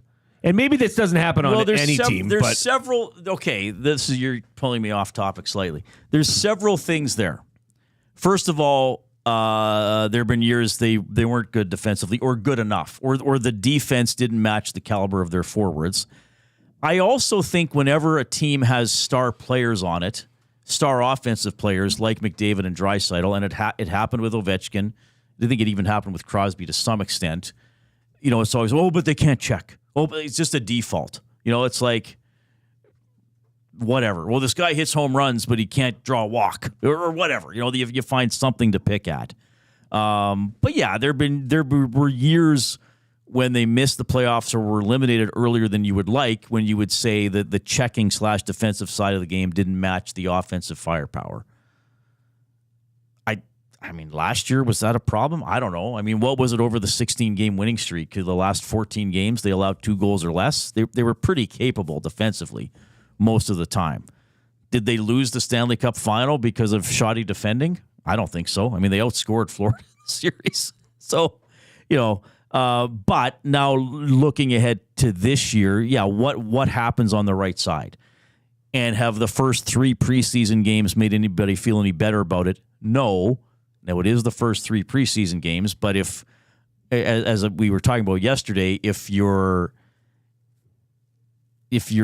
standing out for the wrong reasons in a preseason game, then that makes concern. Okay, when it's the bullets are flying and there's no soft shifts, how is that going to be if you're Josh Brown or Troy Stetcher or whoever? Well, and maybe that raises the level of their compete. Chris Knobloch said that about the rookie tournament in Penticton. Didn't necessarily bring the best out of some of their, top rookies until they got to main camp and Tiller starting to play with better talent. Fair, but they don't need Sam O'Reilly or Savoy to be on the team this year. They need Josh Brown and Troy Stetcher to be at least competent. So anyway. Okay, we're here. We're talking about it. We're talking about defense. Is there a move to be made prior to the start of the season? Probably not. Probably during the season, I think. Like trade deadline? Or are you talking earlier? Well, I think potentially earlier, depending on how critical it becomes. I mean, if they absolutely have two overmatched defensemen on the right side, well, that's a third of your defense core that is overmatched. Yeah. And, and I'm not trying to make excuses in advance for anybody, but could a overmatched partner drag down Nurse and or Kulak? Right? And then you have somebody else is struggling because they don't have a defenseman of good enough caliber on the other side. From what I've seen of Emerson and what I've heard about him, I mean, Drew liked him. I think he's probably going to be decent. I don't know if he's a second pairing guy. Maybe he's a third pairing guy. But I think he's an NHLer early on, early returns. I mean, Brown and Stetcher, I don't know. I mean, I know it's only and I'm not saying to panic, but all I can do is evaluate what I've seen and heard so far, and it doesn't appear. I didn't really notice Brown on Sunday. It did not look good for him last night in Calgary. Last night's game in Edmonton, which I went to, the Oilers didn't play great. There were some breakdowns, and again, with some younger players who are going to be nowhere near the NHL this season. I mean, a couple of the goals were on the second or third rebound. Right. Pickard led in 4 goals. One of them wasn't great. It snuck under the arm. Cooley for Calgary made several good saves. That could have been a 6-6 game. If he pulled some out of the net for Calgary. The Oilers' big guys, especially the line of McDavid, Hyman, and Nugent Hopkins, it was at times it almost looked as if they were experimenting. Right. Hey, I know I would usually shoot here in the regular season, but I wonder if I can. I wonder if Bush will expect this pass. Like toying with the cats. Yeah, there was a little. I mean, McDavid in the first period especially passed up some obvious shots. They got. I can't remember how many shots they got to. They had quite a few shots on net, so it was very preseason-y game. But as we talked about, there are some players it's a little more critical for, and maybe a couple of those players have left wanting a little bit. 780-218-9999. We do have Chris Johnston from TSN and The Athletic coming up as well. We got a break, we got a sports update, then we got the final hour on Edmonton Sports Talk, your clear choice for Edmonton sports. Wake up with the Nielsen Show with Dustin Nielsen and Lieutenant Eric. Weekday mornings 6 to 9 on EdmontonSportsTalk.com. Conveniently located 10 minutes west of St. Albert, Wheeler's RV Storage provides you with safe, secure storage for your RV, boat, or whatever you need to store. Open 7 days a week with gated keypad access and extra large stalls. Now is the time to take advantage of their limited time offer. Buy 6 months and get 1 month free. Now's the time to go to WheelersRVStorage.com. That's Wheeler's RV Storage. Safe, secure storage. Visit them today at WheelersRVStorage.com. Food Sausages makes their meat the best local ingredients. From chicken, beef, and pork, their gluten-free sausages are packed with flavor. Every single bite. Get a 10% discount when mentioning Edmonton Sports Talk in-store or use the code EST when shopping online at foodsausages.ca. Plus, you get free delivery on orders of $100 or more. Find them at 6736 99th Street. Food Sausages. You can't beat our meat.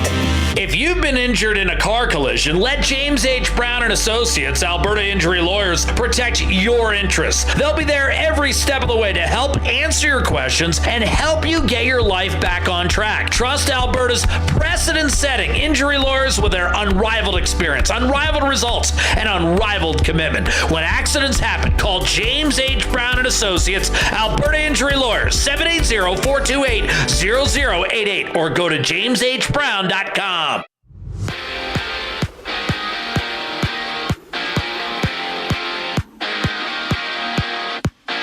Nathaniel Day, Connor Clattenburg, William Nickel, and Dylan Wakely have been sent back to junior by the Oilers. Preseason action continues for the Orange and Blue tomorrow night against the Jets.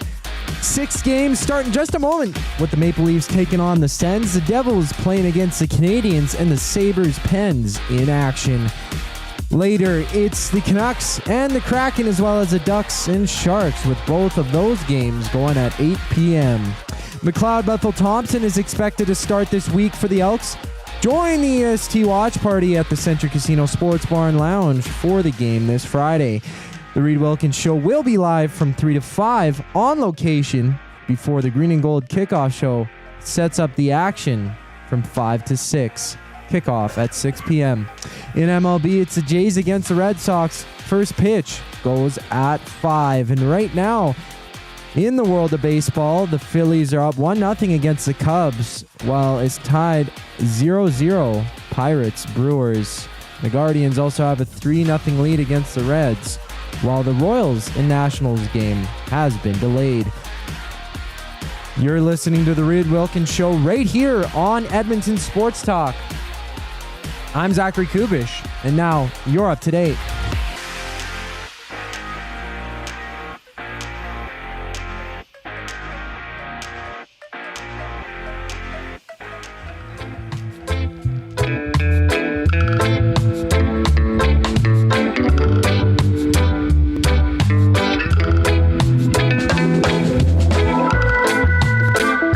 Oh my goodness, we're back.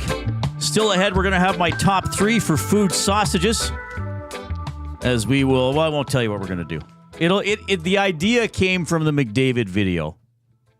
And then we'll spin it off from there. That'll be fun coming up. Keep it a secret for you. Well, you know, do you know the topic? Keep it a secret, Yeah, Reid. but you know the topic. I but do, you but don't know exactly you never where we're- tell me No, what Zach you're- has audio and video that's going to accompany I guessed it. one just off the... Yes. Yeah, I did guess one. Which is pretty cool. All right, 780-218-9999 is the EST inbox. The Nasty Chat is going on YouTube. Anything you want to jump in with here on Kane or MBT or all that other fun stuff? You know what? There was one fellow that chimed in and said the cup window was officially closed. It was fun while it lasted. Begin the sell-off. Yeah, He did reply. He did say it was tongue in cheek. Yes, I think I personally think as long as McDavid and Draisaitl are on the team, there's a chance at the cup every year. Like they're that dynamic. Sure. No, there might be years where you say, oh, they're only the 10th best team in the league as opposed to a top 4 team. But I think they're always dangerous with those two guys. Well, and Rod Zawacki, who's chimed in several times in the Nasty Chat, says Troy Stetcher, career minus 21, and he's 30 years old, and expect him to step up is not good. Yeah, again, that's what I kind of say with Stetcher. I respect that he's crafted out a career, and I do think he's competitive, which is great. But is he an 82-game solution, to use a phrase I've used before? He says Noel Hoffenmeyer is going to make the Oilers team as a solid defenseman. I personally doubt that, but that's an interesting comment, and right back if he is on the roster, for sure. Mm-hmm, mm-hmm. And then Rob from LA, when we were discussing the defensive core, he in last year and how it's just always hasn't been great. It's been good enough, but depth has always, at least recently, been lacking.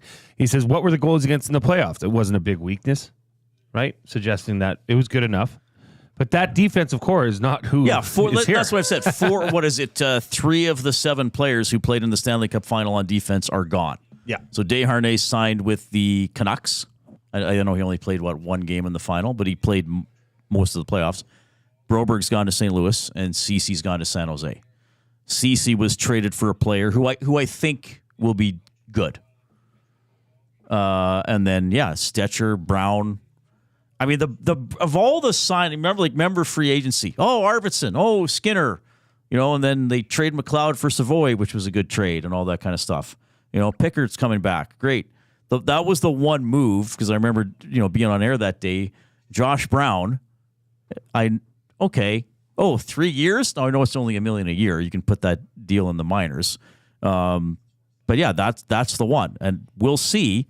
And I realize he's a guy who might add some bulk and intimidation or whatever. But if you're one of 6 defensemen in the game, you can't be expected just to play 4 minutes and fight. Like a forward could possibly be used that way. So yeah, that's the question mark. We'll see how it irons out here during camp. I don't know about Hoffenmeyer. I mean, he's a little older, isn't he? He's a decent player. I don't know if he's a real candidate to crack the roster. Can I ask you a hypothetical? Yes.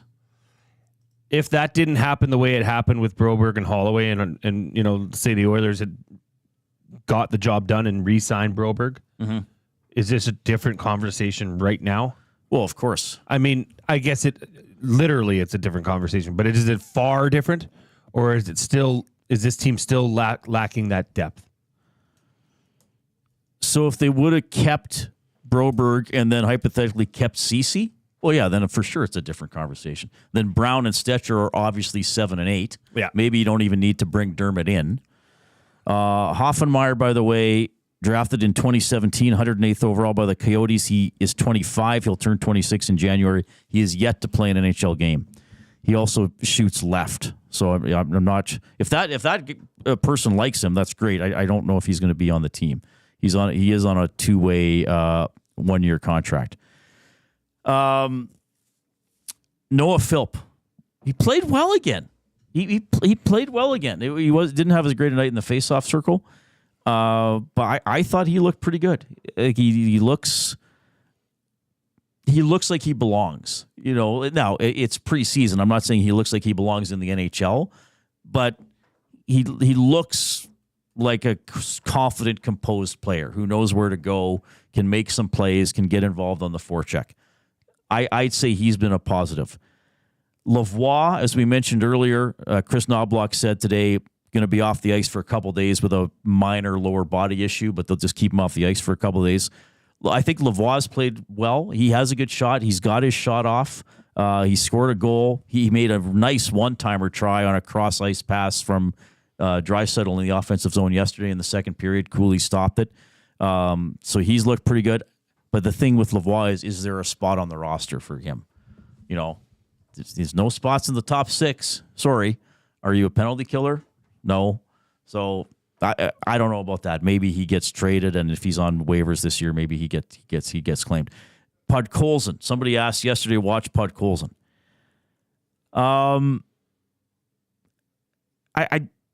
Did the person yesterday say is that he's a project? I don't know if he's a project. Could he be? I think the person yesterday was quite, in a positive frame of mind for Podkolzin. Yeah, and I think he'll be on the roster. He said he can kill penalties. We'll see how that goes. Again, the PK unit was pretty good. By the way, I was nervous last night because they had McDavid and Draisaitl killing penalties. Yeah. I think they were only shorthanded once, but it's like, oh man, they're not going to be doing that in the regular season.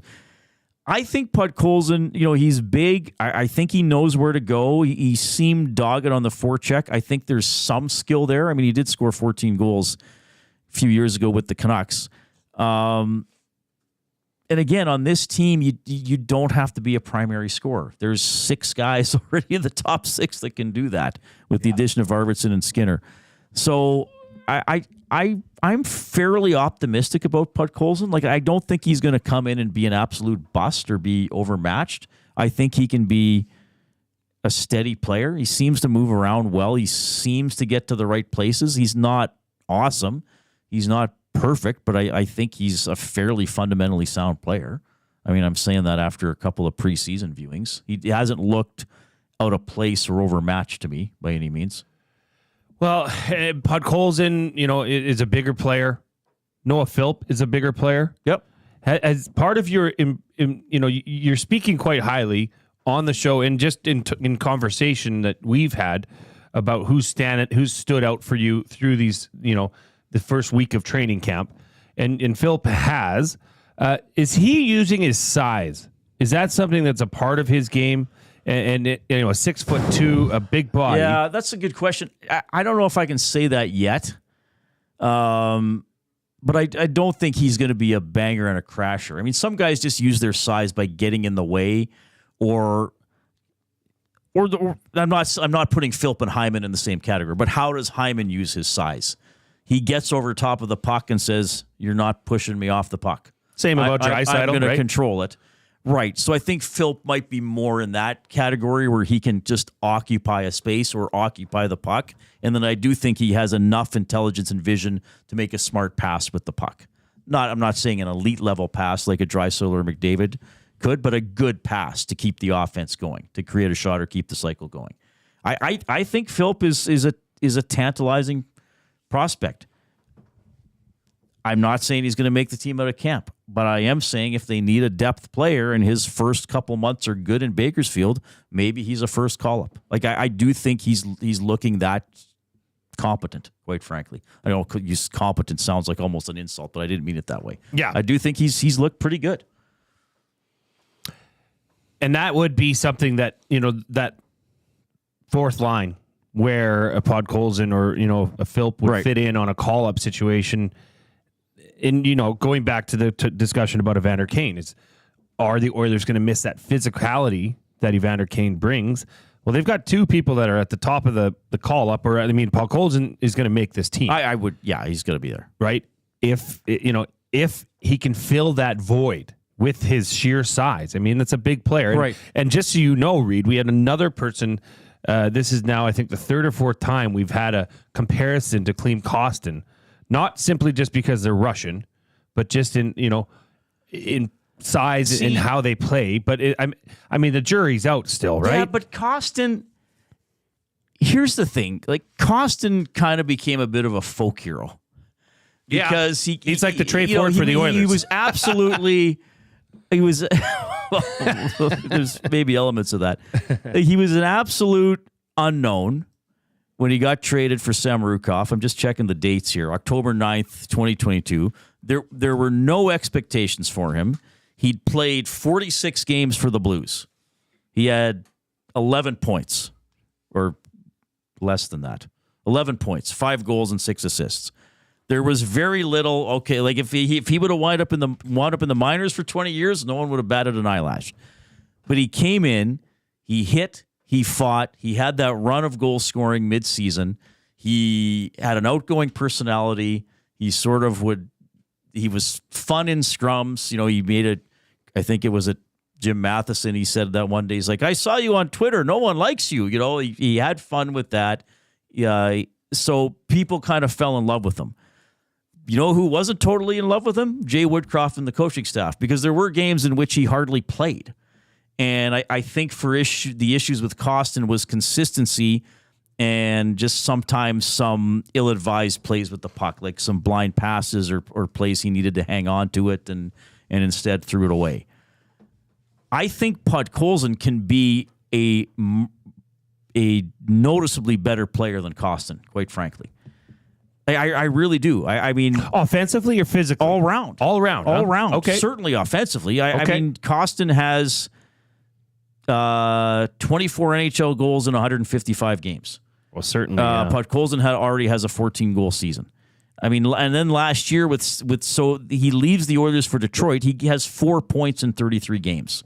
Then he plays for San Jose, who were terrible, and gets 10 points in 19 games and is minus 10. I mean, I think sometimes, guys, I'm gonna hurt some people's feelings. I do think sometimes Oilers fans overrate Klim Kostin. I really do. He had a surge. He was fun, but again, like I was saying, like we were talking about with Trey Ford, actually look at some of the numbers and how he was deployed. Again, Detroit got him from Edmonton, got rid of him. Had 4 points in 33 games. It's like you were saying, what if McLeod Bethel-Thompson had the stats Trey Ford did? Okay, what if somebody not named Klim? What if Klim Kostin comes back to the Oilers and has 4 points in 33 games? Out of here. That would have been a pretty big negative when people talked about Ken Holland. So I'm just saying, keep that in mind. I don't think it's a completely direct comparison. Quite frankly. The Russian thing is just, that's pretty much the most comparable thing about them. I mean, I'm just looking back at Kostin's. When did he have that burst? From December 30th to January 14th. 1, 2, 3, 4, 5, 6, 7, 8, 9. 9 games. Kostin scored 7 goals. So it was 7 and 9. Now he gets credit for that stretch. If you take out that stretch, well, that it's, whatever on the season, 5 goals in about 50 games. His deployment. I mean, he was playing under 10 minutes about half the time. Now, there's a whole bunch of what ifs. Would have Knobloch used him differently if he's on the team last year? Would it be, like, so much of different stuff. But I'm just saying for Podkolzin, I don't know if just saying it's apples for apples to compare him to Kostin.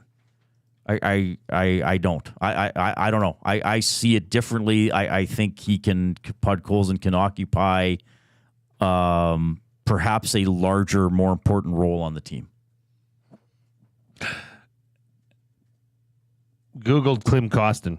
Okay. What comes up? From the Edmonton Journal, Oilers hope Podkolzin turns into another version of Klim Kostin. See, again, and I that's fine. I can only give my opinion. Yeah. I think he can be better, more effective than Kostin. I do overall. Now, but hey, if I'm pointing out Kostin's shortcomings, sure. Last year with Vancouver, Podkolzin plays 19 games, has 2 points. That is not good for a forward, even if you're not playing a lot. Previous year, 7 points in 39 games. So that's not much better than Kostin did in 33. But I would hope that he has a higher ceiling than Kostin. That's what I would say. Maybe I'll be wrong. We'll see. But to me, just saying he's another. Okay, so you hope he's another Klim Kostin. So then you're saying you're hoping he's an inconsistent player that's going to get in the coach's doghouse sometimes? Yeah. Come on, have higher standards than that for the guy. Sneakily, though, this Podkolzin is probably one of the most, enticing stories from training camp. Oh, yeah, following him for sure. For sure. Yeah. And sneakily one of, hey, let's say he overachieves and overperforms this year. What a steal that would be considered. Absolutely. Right? All right, we got a break. We got Chris Johnston coming up from TSN and The Athletic. We'll still get to my top 3. It's the Reid Wilkins Show with Jay Milne.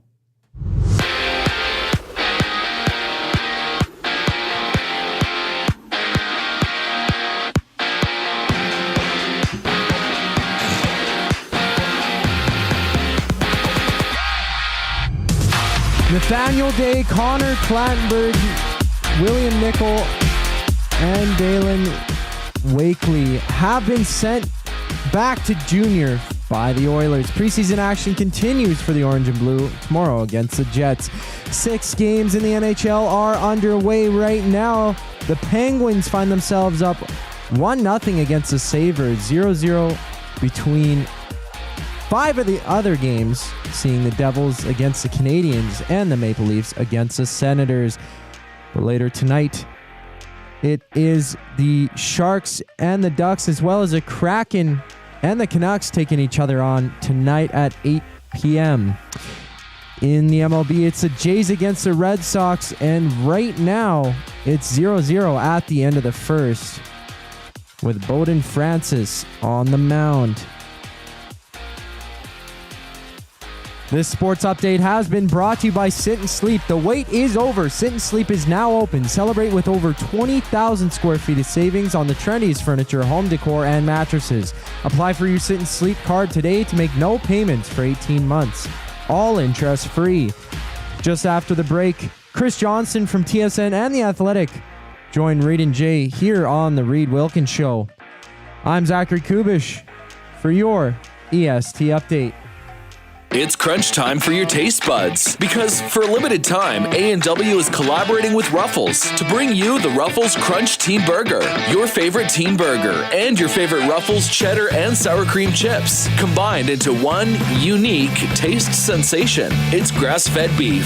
It's one-of-a-kind ridges and crunch. Try it in all its teen burger glory, or crunch into its equally tasty sidekick, Ruffles Crunch Buddy Burger, for just $4.99. Try one today at your neighborhood A&W. Come get your game on at The Ranch. The Ranch lets it all hang out with a championship caliber design, premier conditions, and above all, a fun, laid-back experience. Get top-notch service and unmatched value every time you play at The Ranch. Think you have what it takes to go low? The best value for your golfing buck is always The Ranch. The Ranch Golfing Country 10, 50, 100, and 200 round packs on sale. TheRanchGolf.com.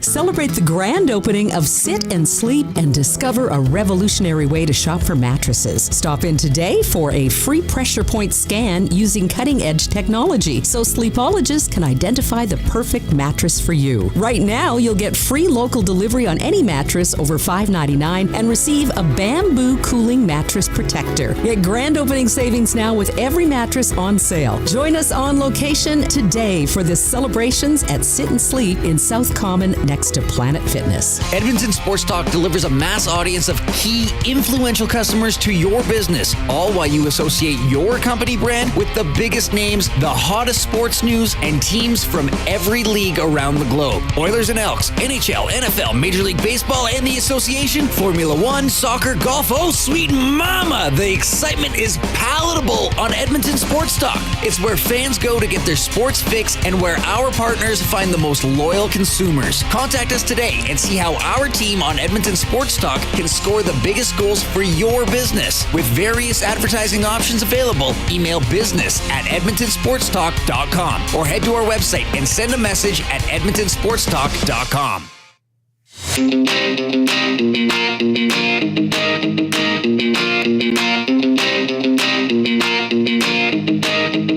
All right. Thanks for joining us this afternoon. Yeah, a lot to talk about. MBT will be the Elks quarterback to start the game on Friday. Evander Kane out at least 5 months as the Oilers, after losing the 2 preseason games to Calgary last night quite badly, to say the least, will be in Winnipeg tomorrow for another preseason tilt. Might see Stuart Skinner in that one. Jay and I are in the James H. Brown studio. James H. Brown Personal Injury Law Firm, the heavy hitters of injury law with over 200 years of experience. James H. Brown will get you the settlement you deserve. Visit them, jameshbrown.com. Book your private consultation today. I am pleased to welcome to the Reid Wilkins Show with Jay Milne for the first time, my old buddy from TSN and The Athletic, Chris Johnston, checking in. Chris, how are you doing? I'm doing great. We've got hockey on the TV here and starting to feel real again. Yeah, we're getting going. I was at Rogers Place the last 2 nights for preseason games, so away we go. I got to ask you about this series, though, that's going to be on Prime. And a talking point for Jay and I the last couple of days was the McDavid outburst that's shown in that. Comes out October 4th. What's your feel here or take on sort of this series coming out and what the NHL is hoping it can accomplish? Well, I was yesterday at the official launch party that Amazon Prime threw in Toronto, and I can tell you that from everyone I spoke to there, there's a feeling that this is a level of access we've just never had before, for the NHL, and that they've achieved something special. I think that they were helped. They worked with a company called Box to Box Films, which for any listeners out there that might have watched the F1 Drive to Survive series, or the PGA Tour series, or tennis. I mean, it's the same people that did those shows. I think a lot of the players they found were more willing, or they had a lot of credibility, I suppose, with the players they worked with. And quite frankly, Steve Mayer was telling me yesterday, he's the chief content officer for the NHL, that he thinks the player that people will watch this the most will come away with a different opinion maybe, or a different insight into of any of the stars that were using the show is Connor McDavid. Not only because of that, the sort of outbursts we see when they're obviously in Florida during the Cup final, presumably when things weren't going well in the early stages of that series for Edmonton, but also even at the ending. I think they've got quite an emotional scene, with McDavid after they lost Game 7 there. And so, I mean, look, there's all kinds of optimism around this. I think it makes a ton of sense. I mean, we're all hockey people, so we're going to watch the sport no matter what. But I think that shows like this or docuseries like this really has an ability to pull in other people who maybe aren't as inclined to be watching our sport, and I think that can only be good things for the NHL. So that's where I wanted to go with my next question, and I'll be the cynic here, Chris, just for fun. I think I'm usually optimistic. Yeah. But and hey, you mentioned Drive to Survive. Joaquin Gage is my colleague here. He's just in the next room. Drive to Survive pulled him into F1. He wasn't interested in it before then. I think in Canada, this series is going to give people more of what they already like. So I don't know in my mind, if it's going to change too much. Is this really going to make Joe in Northern Louisiana think, oh, that's cool with Connor McDavid, now I got to find the NHL on ESPN or TNT? Like, can it really do that in those parts of the States, or am I looking at that wrong? Well, maybe not Joe in Louisiana. I mean, That's probably a long shot, and maybe it isn't necessarily what you're looking for here. But look, we're all fighting in some ways for attention in today's world, right? People's attention is under more demand than ever. We all walk around with computers in our pockets, with our cell phones. And, what I think this could give the NHL is just a little bit more awareness in places. I don't know how that translates. Do people go out and buy sweaters? Are they likely to go, watch a game on ESPN if it's down in the U.S.? Are they going to actually go to a game? I mean, it's hard for me to say, but I do think that this makes the league a little bit more relevant, which is always a fighting concern, especially in the States. And so, why wouldn't you do this? I think that we have a kind of a generation of athlete that's in the NHL now that doesn't mind it. Yesterday they were really talking up William Nylander because he was the first player, apparently, who basically just opened his house to the cameras here. They came to his place in March, before the playoffs started, and he just basically said, "Do what you want, and I'll live with it," and that helps set the tone. And I think that younger people than us having this discussion are maybe a bit more used to sharing their lives, and I think the NHL is wise to take advantage of that with some of the young stars in the league, and show a different side of their personalities, a little bit of a different look into the game. And I can't sit here and say for sure it's going to lead to a whole bunch more ticket sales in various markets or what it's going to do, but I have a hard time believing it's a bad thing, quite frankly. And even if you're just servicing your market, even if it's just Canadians who are getting a little bit more of something they wouldn't have got. I mean, obviously a lot of juice in that cup run in Edmonton, but if you can see some things you wouldn't have ever thought, I mean, who wouldn't sign up to see that? And unfortunately, we're going to get to do that here in a week or so when the show comes out. Well, very tantalizing what you said, what Steve Mayer said, that McDavid might be the player who sort of gets the most attention or traction out of this, or sort of heads turned because of how he's portrayed. Chris Johnston from TSN and The Athletic joining us. We'll throw you some other storylines here. I'll give you an Oilers one. Evander Kane out, I mean, at least 5 months. That's into late February. And when I look at that, I said this question to the audience, and I'll throw it to you, and you can take it wherever you want.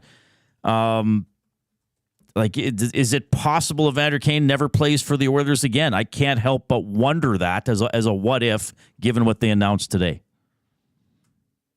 Yeah, I think it's a fair question. I mean, it's the beauty of that question is there's a lot of ways probably to chew on it, and no one has that answer definitively.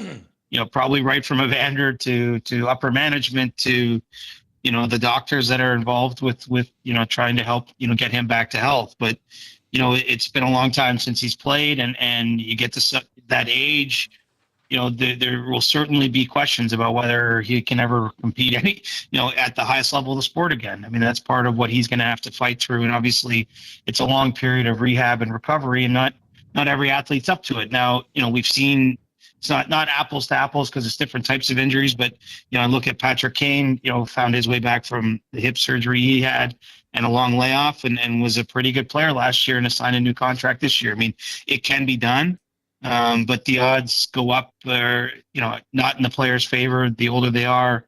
And the stage that Evander is at in his career, he's going to have to really battle here to, make sure that he's doing everything he needs to do to look after his body and to try to give himself a chance to return. So, I think it is a fair question. Really what it tells you is, and, it's coincidental, the timing here. I'm not suggesting anything, but, they're really not going to know until probably the trade deadline period, roughly early March, have any sense of exactly where this is going. Is he someone who could potentially come back and compete in next year's playoffs? Is he going to be farther off? I mean, all of that is kind of to be worked out with how rehab goes for Evander. But, unfortunately, it does seem as though it's at least a question that's, I think, fair to ask is, have we seen his last game already as a member of the Oilers? Chris Johnston joining us here from TSN and The Athletic. Chris, this is Jay. I got a simple one for you here. And, you're speaking of doctors in relation to Evander Kane. Well, I wonder if a doctor could identify this, but maybe you can help. Chris, can you explain what an upper body thing is? No. I mean, I never know. Does it, like, if it's wrist, I guess it's technically upper body. I mean, like, it's hard to know. Obviously injury disclosure is just not something that's a priority for the NHL. And, I was somewhere recently and they were asking league officials, is this something that's going to come around? And, the claim from the upper levels of the NHL's executive is that, gambling partners are some of the things that maybe have forced it to be more of a, open book thing in the NFL, for example, or just, the NHL isn't under the same pressures. So I think part of what we all have to deal with, unfortunately, is some vagaries, especially in real time with injuries. So often we don't really have a clue what's going on. You can get into the playoffs and players are out, and there's lots of guessing and speculation in the media. But upper body, mid body, lower body. I mean, I think a lot of teams and coaches and everyone who has to sort of disclose these things play fast and easy with what exactly these ailments are. Yeah. The jump. Sorry, Jay. No, I was just going to say, I mean, obviously we're talking about Austin Matthews leaving practice and Craig Berube referring to it as an upper body thing. But, in reality, at least, from what, you've heard or from what you're hearing, Chris, this is nothing to be worried about if you're a Leafs fan. Not yet, no. I mean, at this stage of camp, I think obviously any team with its top player or one of its top players would exercise a great deal of caution. I mean, unfortunately, this is the problem with camp is, as well-conditioned as all these athletes are, you get in the first few days and every team goes hard with their conditioning type work. And, I think sometimes players are left with various ailments. And Matthews' case, he's been pretty healthy the last few years, which is good for the Leafs. But, he's dealt with shoulder issues. He's dealt with back issues. And so, I'm not going to speculate or guess what exactly is going on here, but I do have no reason for alarm at this stage. But look, if it's a week from now and we still haven't seen him on the ice or something like that, it's a little different. He did also skate for 20 or 25 minutes today before leaving as well. So it's not as though he's gone missing in action completely here. All right. Chris, it's always great that you hop on. I've enjoyed talking to you over the years, and thanks for making your debut appearance on my new show here on Edmonton Sports Talk. We'll definitely keep in touch. I know you usually wind up coming through Edmonton at some point, so I look forward to seeing you. Thanks so much. What you said you got hockey on? What preseason game are you able to watch tonight?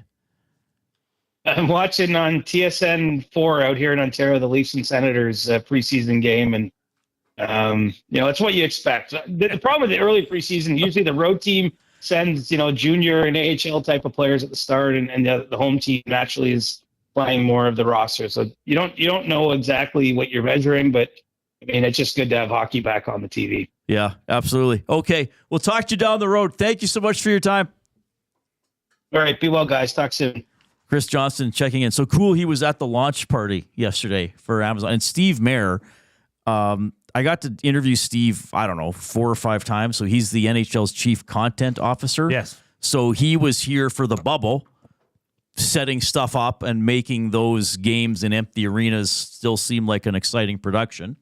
And then he was a big part of setting up the Heritage Classic last, October 28th or 29th. So I got to interview him. He is like Captain Energy, Captain Positive. If you're having a bad day and you talk to Steve Mayer, all of a sudden your outlook changes. But it was cool because we did our pregame last year from right by the boards, just outside the rink, and he came by before, and we're in the middle of Commonwealth, and he talked about all the setup and all that kind of stuff. So if he's involved in the NHL productions side of it, it will be cool. And really interesting what Chris said, that Steve said the one athlete that people are going to get a glimpse of and maybe have their perception change in this NHL series is Connor McDavid. Yeah, I mean, that's and just by saying that, you will have the belief or the thought that this is a change in a positive way, because Connor, from at least the hockey side of things, is a quiet, keep to himself kind of person. Obviously, that is, there's going to be some more light shed on that. And Reid, before we get to break, we do have to discuss talk about this, and I wanted to do it because I know you have Reid's top 3 coming up after the break, presented by Fuge Sausage. But Brett Farve. Brett Farve announced that he is dealing with or has been diagnosed diagnosed with Parkinson's disease. Now, interestingly enough, when I was looking at this and, Brett Favre obviously has taken his share of hits throughout his career. There was a study done in 2020 that found a single concussion increased the risk of developing Parkinson's disease by 57%. And having multiple concussions further compounds the danger. When he was asked in 2018 about how many concussions, Brett Favre said he knew of 3 or 4. However, he also believes he suffered more than 1,000 during his 20-year NFL career. 1,000 concussions.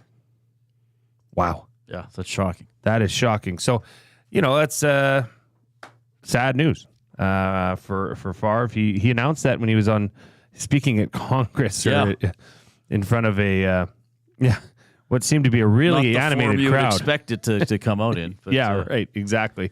Quickly, give me 20 seconds on your Commanders. Wow, Jaden Daniels, what can you say? 21 of 23, 254 yards, 2 touchdowns. He has not committed a single turnover in his first 3 professional games in the NFL. That's impressive. Not one. They upset the Bengals 38-33. He is the guy. He is a dude. He reminds me of Robert Griffin III with his ability to escape the rush and use his legs. He rushed 7 times last night. Had a score. Commanders are back. Bengals are bad, excited. though. Bengals are bad. Bengals, something's up there. I don't know. All right. Yeah. No, it was good. And then, Buffalo stomped Trevor Lawrence. I didn't watch because I was at the hockey game, but I was following the scores. Trevor the Buffalo Lawrence game was over at halftime. Is 0-3 this year and finished last season 0-5. So he's lost 8 consecutive games. That's tough. Very. It'd be tough covering a football team that starts 0 whatever. Oh, wait, we've done that. All right. We'll have my top 3 most memorable outbursts when we get back to the Reid Wilkins Show with Jay Milne.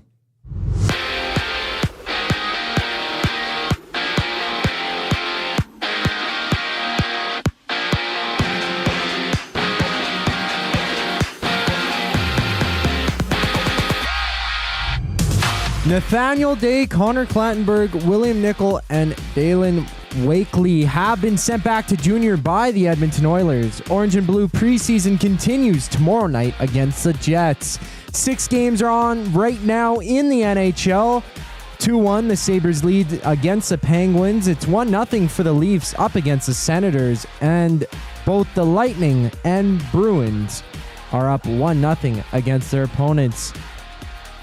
The Jays are playing the Red Sox right now. At the top of the third, it's tied 0-0 for the Guardians and the Reds. It's the Guardians with a 3-1 lead at the top of the fourth, and the Cubs are winning 6-2 against the Phillies. In WNBA playoff action right now, it's the Atlanta Dream up against the New York Liberty. The Dream leading 11-3. with 7 minutes to go in the first quarter. This sports update has been brought to you by Wheeler's RV and Boat Storage. Conveniently located 5 minutes east of St. Albert, Wheeler's RV is your safe and secure place to store your RV, boat, or whatever it is you want to store. Visit them at wheelersrvstorage.com to take advantage of their limited time offer. Buy 6 months and get 1 free. Go to wheelersrvstorage.com today and get your storage needs taken care of. Right after the break, it's the final segment of this Tuesday rendition of the Reid Wilkins Show. I'm Zachary Kubish, and now you're up to date. Hey Edmonton, ready to take advantage of lower rates and better pricing? South Fort Chevrolet in Fort Saskatchewan has you covered. From rugged trucks to sleek SUVs. And with over 40 years in business, you can trust that you're getting the best deal on your new ride. As the proud title sponsor of the Nielsen Show, EST listeners can drive a little to save a lot with South Fort Chevrolet's transparent pricing and down-to-earth sales team.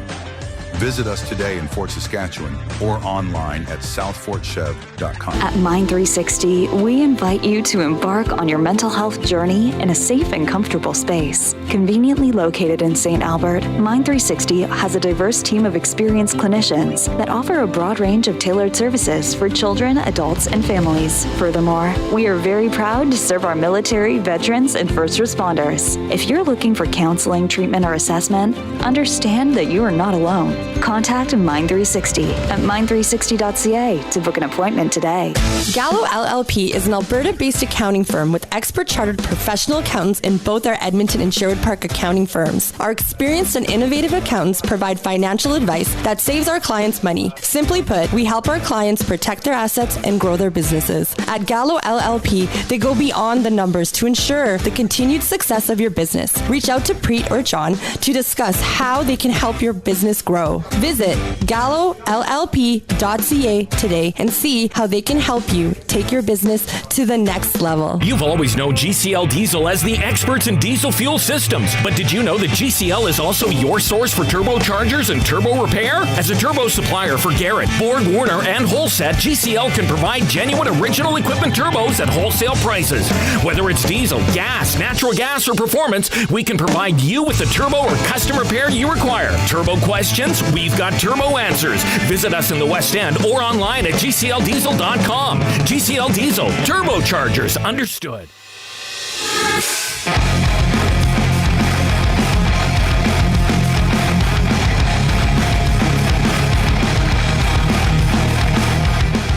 Okay. Let's do it. I do it every day. Jay rolls along with it. Reid's top 3 for Fuge sausage, the best sausages you will ever eat, locally made and packed full of flavor. Order online or visit them in store, 6736 99th Street. Take advantage of their EST discount. 10% off your order by entering online code EST or mention Edmonton Sports Talk in store. They have free delivery in Edmonton on orders over $100. As Fuge Sausage says, you can't beat our meat.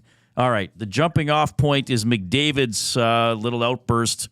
And when again, we interpret that it was probably edited down to some extent. Top 3 most memorable outbursts. Now remember, this is my list. There are literally hundreds of candidates. So this is just and Jay and I were talking about stuff yesterday, when I think of an outburst by a sports figure, this isn't just confined to athletes. These are the things that pop into my head and that will stick with me probably for the rest of my life. Oh, I love it. It's obviously not everything. Jay asked me if I included one on the list. I said no, but I thought about it, but I didn't put it on. And actually, the first one isn't one outburst. It's just an athlete in general. It's audio only. Here we go. You haven't overruled any. No mistakes whatsoever. Second stop, please. Answer my question! The question, jerk!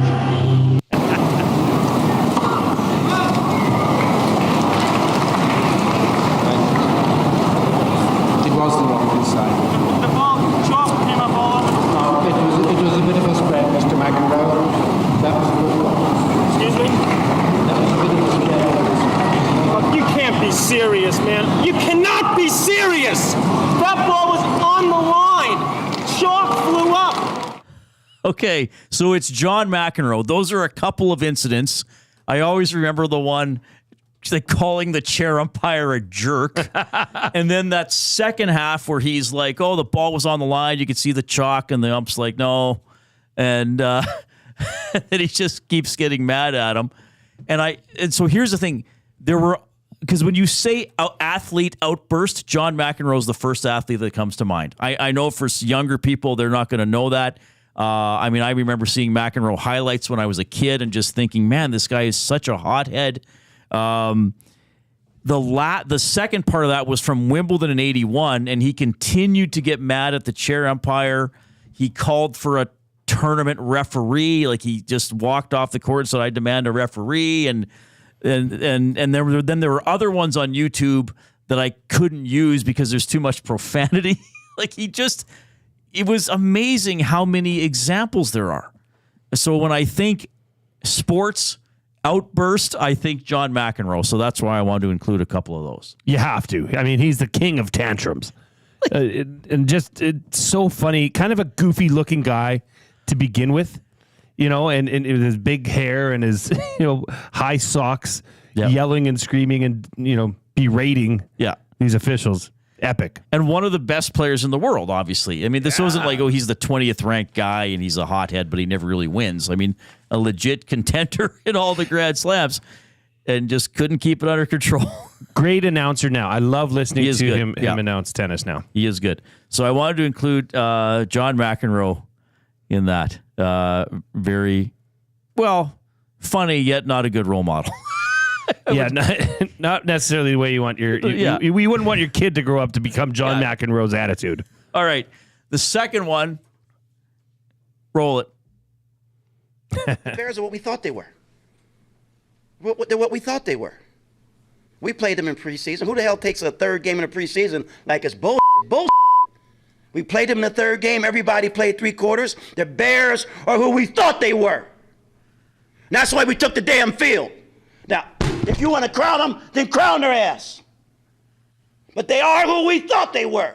And we let them off the hook. All right, so that's Dennis Green coaching the Cardinals. The one about, and he's since passed away, obviously. That game even has its own Wikipedia page from 2006, an individual NHL game. The Bears set an NFL record for the biggest comeback without scoring an offensive touchdown. We let them off the hook, all that kind of stuff. It's memorable.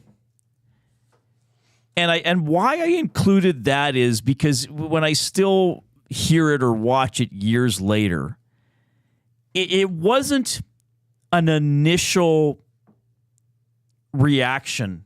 I mean, he obviously didn't like the way the question was phrased. I think it was about how, good the Bears were or whatever. But he sort of starts off answering it perturbed as a coach who lost the game. But he's answering it, and then it just builds up in him. Like he can't. It's just like it all sort of explodes. I mean, yes, he's going to be testy after a game. He feels his team gave away, and he doesn't want to sit there and praise the opponent too much. And then it starts coming out, and then it keeps coming out. And then doesn't he kind of slam the mic or something at the end, or hit the podium? He slammed the podium. Yeah, slams the podium. He was so mad he slammed an inanimate object. When I think about an outburst, that's one I'm always going to remember. One of the best. And I know there's the playoffs, and I know there's you play to win the game, and other coach ones that are pretty classic. Yeah, playoff. But I thought that one to me is one of my. And again, this is my list, my favorite. There's going to be a lot of opinions on these. This would be fun to see what people are saying. But yeah, that's why that's why I included that. That would be interesting one day to find out find the reporter that asked that question. Oh, that would be good. And get their side of the story and obviously it was a pointed question to a frustrated coach who had just addressed his team.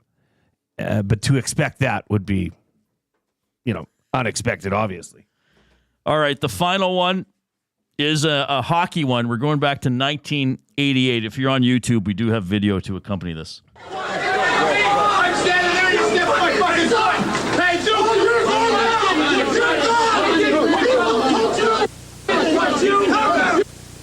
You going? You fella! You're crazy! You're crazy! You're good because you fell, you fat pig! Have another donut! May 6, 1988, the Wales Conference Final. After the third game, Boston won 6-1 in New Jersey. That's Devils coach Jim Schoenfeld going after Don Koharski. So to describe the video, if you didn't see it, coming down the tunnel after the game, Schoenfeld's all over him. And then there's a bunch of people around there, and Koharski gets jostled. I don't think he falls to the ground, but he loses his balance. And then he's basically like, you pushed me. This is, I think that you hear him saying it's all on tape. And then the famous line, no, you fell, you fat pig. Have another donut. Have another donut. I just love that, you fat pig. Have another donut. And then that's the fallout from that is really interesting because Schoenfeld was suspended for Game 4. The Devils get an injunction from the New Jersey Supreme Court so he can coach the 4th game. The officials refused to work the game, so amateur officials called the game. And I believe the linesmen came out in yellow hockey jerseys. They didn't even have stripes on. So an NHL playoff game, Game 4 of the Eastern Conference Final, the Wales Conference Final, was refereed with amateur officials. NHL officials refused to do it. This happened in our lifetime. This wasn't some event from the 1930s where it's like, oh, the NHL was such a little amateur operation. Like looking back on this now as an adult, like when I was 14 at the time, I'm like, oh, interesting. But now I'm like, how did that happen? That's so bad. That happened. But anyway, it's terrible. You'd seen that before, obviously. Oh, of course. Yeah. That was, I mean, all of these are always on, the top 50 sound bites, coaches, explosions, all that stuff. And the fact that the head coach and the referees were remotely close to one another after a heated game, that's funny in itself. I mean, that's why the referees immediately leave the ice the opposite direction of any of the locker rooms, right? Have another donut. Reason. Have another donut. That was beautiful. Norman at Combine says it's a great clip, classic. Brent Pleskovich says, "Who do you think you are? I am." Well, that would have been a good one. That one, yeah. I guess, you know what? I guess that's my fault. I was only thinking of angry ones or upset ones. Zach, see if you can find because that one he was is that Weber? Pete Weber, yeah, Pete Weber, Pete Weber. the bowler, not the Pete Weber we interviewed from Nashville. We tried to interview. That's right. We interviewed for 4 seconds. We had a great discussion for 4 seconds. Yes, we did. Yeah, that's a good outburst. Who do you think you are? I am. Yeah. Why did he do that? I've never read it, but he just lost. I did it. We got it. Just lost his train of thought when so he's Pete so excited. Weber was on the professional bowling tour. Right, he's one of the best all time, isn't he? And he. So the story goes. I heard the actual story is why he erupted like that and why he says, "Who do you think you are? I am." He was actually getting chirped by a young kid. Oh, like a 10, 11, 12-year-old kid was sitting in the front row and laughing whenever he'd miss a shot. And this Pete Weber, that's who he's talking to. Like he's literally getting chirped by a 12-year-old kid. And that's who this whole tirade was about.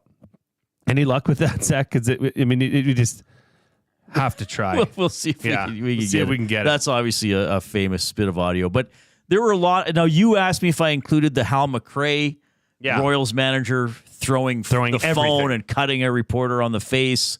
That certainly would have been up on the list as well. I mean, I guess I could have taken any Earl, but again, it's my list. Like I was pretty young when Earl Weaver was managing the Orioles and would do some of his antics. And plus, if a manager's yelling at an ump, that's more visual than audio. So we would need the actual audio from that. Well, and that's somewhat expected. It's a part of the game. It's a part of MLB. It's or Little League or West Coast League. Is he? The manager getting to dust up with the umpire, then getting tossed from the game. Right. These are just genuinely out of, nowhere like that, and if people are chiming in, it says, Mike, a guy said, Mike Gundy's, I'm a man. I'm 40. Well, that would have been a good one. I didn't even think of that one. Yeah. Like just incredible. Where they sort of almost lose control. See, the thing with the McDavid one, and again, we haven't seen the full thing. I don't think he was losing control. I think he knew exactly what he was doing and why. McEnroe, to an extent, probably knew exactly what he was doing and why and just didn't care. I think Denny Green sort of lost control. And then, in terms of something being unexpected, a ref telling a coach telling an NFL ref that he's a fat pig and he should have another donut. Oh, that's pretty unexpected. I just think it's funny to say fat pig. Okay, we got to play this, Zach. Good job. Let's roll this. To claim it, a strike to claim it, and he got it! That is right, I did it! That's number 5! Are you kidding me? That's right! Who do you think you are? I am! For some reason, I never knew the lore of that he yelled at a kid. Yeah, it was a kid chirping him in the front row. That's why he's pointing at him. He says, "Who do you think you are? Oh gosh, I could listen to that all day. That is just that's a great. That is great. That's a great outburst. Very well done. Oh man, Gager's probably trying to do work over there and wondering why we're yelling and screaming this. Who do you think you are? Gager's working late. He is. Well, that would have been a good one. I mean, there's a whole bunch of stuff that I could have gone with. Those again, my parameters were, if you ask me 20 years from now, hey, what's a memorable outburst involving sports? I would say, well, John McEnroe probably had a lot. I remember that coach went off like, you want to crown him. And we let him off the hook. And then just the bizarreness of the have another donut. And not everybody gets it, because sometimes I'll say that to someone. I'll be like, have another donut. And they're like, what are you talking about? I'm like, okay, forget it. I know this is late in the show to do this, but have you ever been in front of somebody that has, like, what's the closest you've got to a full-on blowout, like a coach's blowout? I mean, you've interviewed like a lot of people. Mad at me or just... mad at the circumstances or mad at your question, given that they just got slaughtered 9-0 or something. Well, nothing physical, obviously. No, obviously not. Yeah, the coach of the Bobcats once gave me a short answer and said, that's a stupid blanking question. Brandon Bobcats. Lloyd Bobcats. Lloyd Bobcats. Ah. Yeah. Which, whatever, it didn't bother me. Was it a stupid question? It was a stupid question. What was the question? Well, they were trying to make the playoffs and they kept losing, and the team they were competing with kept losing. Like if they just would have won one game, they would have been. And I said, "Are you guys going to make the playoffs?" And he goes, "How the hell would I know? That's a stupid blanking question." But I just thought, okay, I'm just going to ask it, because it was one of those things where they had 1 point in their last 10 games, and if they'd had 3, they'd be ahead of the other team. Like I think them and Sherwood Park were just limping to the finish line. The king of brevity, hey Zach, just asking it like it is. All right, goof ups before we go. Well, I called him Brian Swayman. It's supposed to be Jeremy Swayman. Yeah, that's okay. Zach, what do you got? I said in my sports update that the Elks game on Friday was at 7 p.m. It's actually at 6 p.m. after both the Reid Wilkins show live on location and the Green and Gold kickoff show with Jay Milne from the Centric Casino Sports Bar and Lounge. EST watch party, too. I don't know what I make so many, I don't write them down. I just keep going. I don't know, Reed. That's 2 shows in a row that you're perfect. I must have had several. I mean, you are perfect in every sense of the word. What? Yeah, go. You were talking about the coach, I forget his name, of the Cardinals that you brought up during the top 3 here, and you said NHL instead of NFL once. NFL. Okay, just good. once. That's just good. once. Oh, that's good. Good job, Zachary. Way to keep things honest back there. Okay, 6 a.m. our live programming resumes with the Nielsen Show. We'll be back at 3 tomorrow afternoon with another edition of the Reid Wilkins Show with Jay Milne. Thanks to Zach. Thanks to Jay. I'm Reid. Talk to you later. Get to know the winners, props, plays, parlays, and more with Nielsen and Hustler. Weekday mornings at 11 on The Lock Shop. Only on EdmontonSportsTalk.com.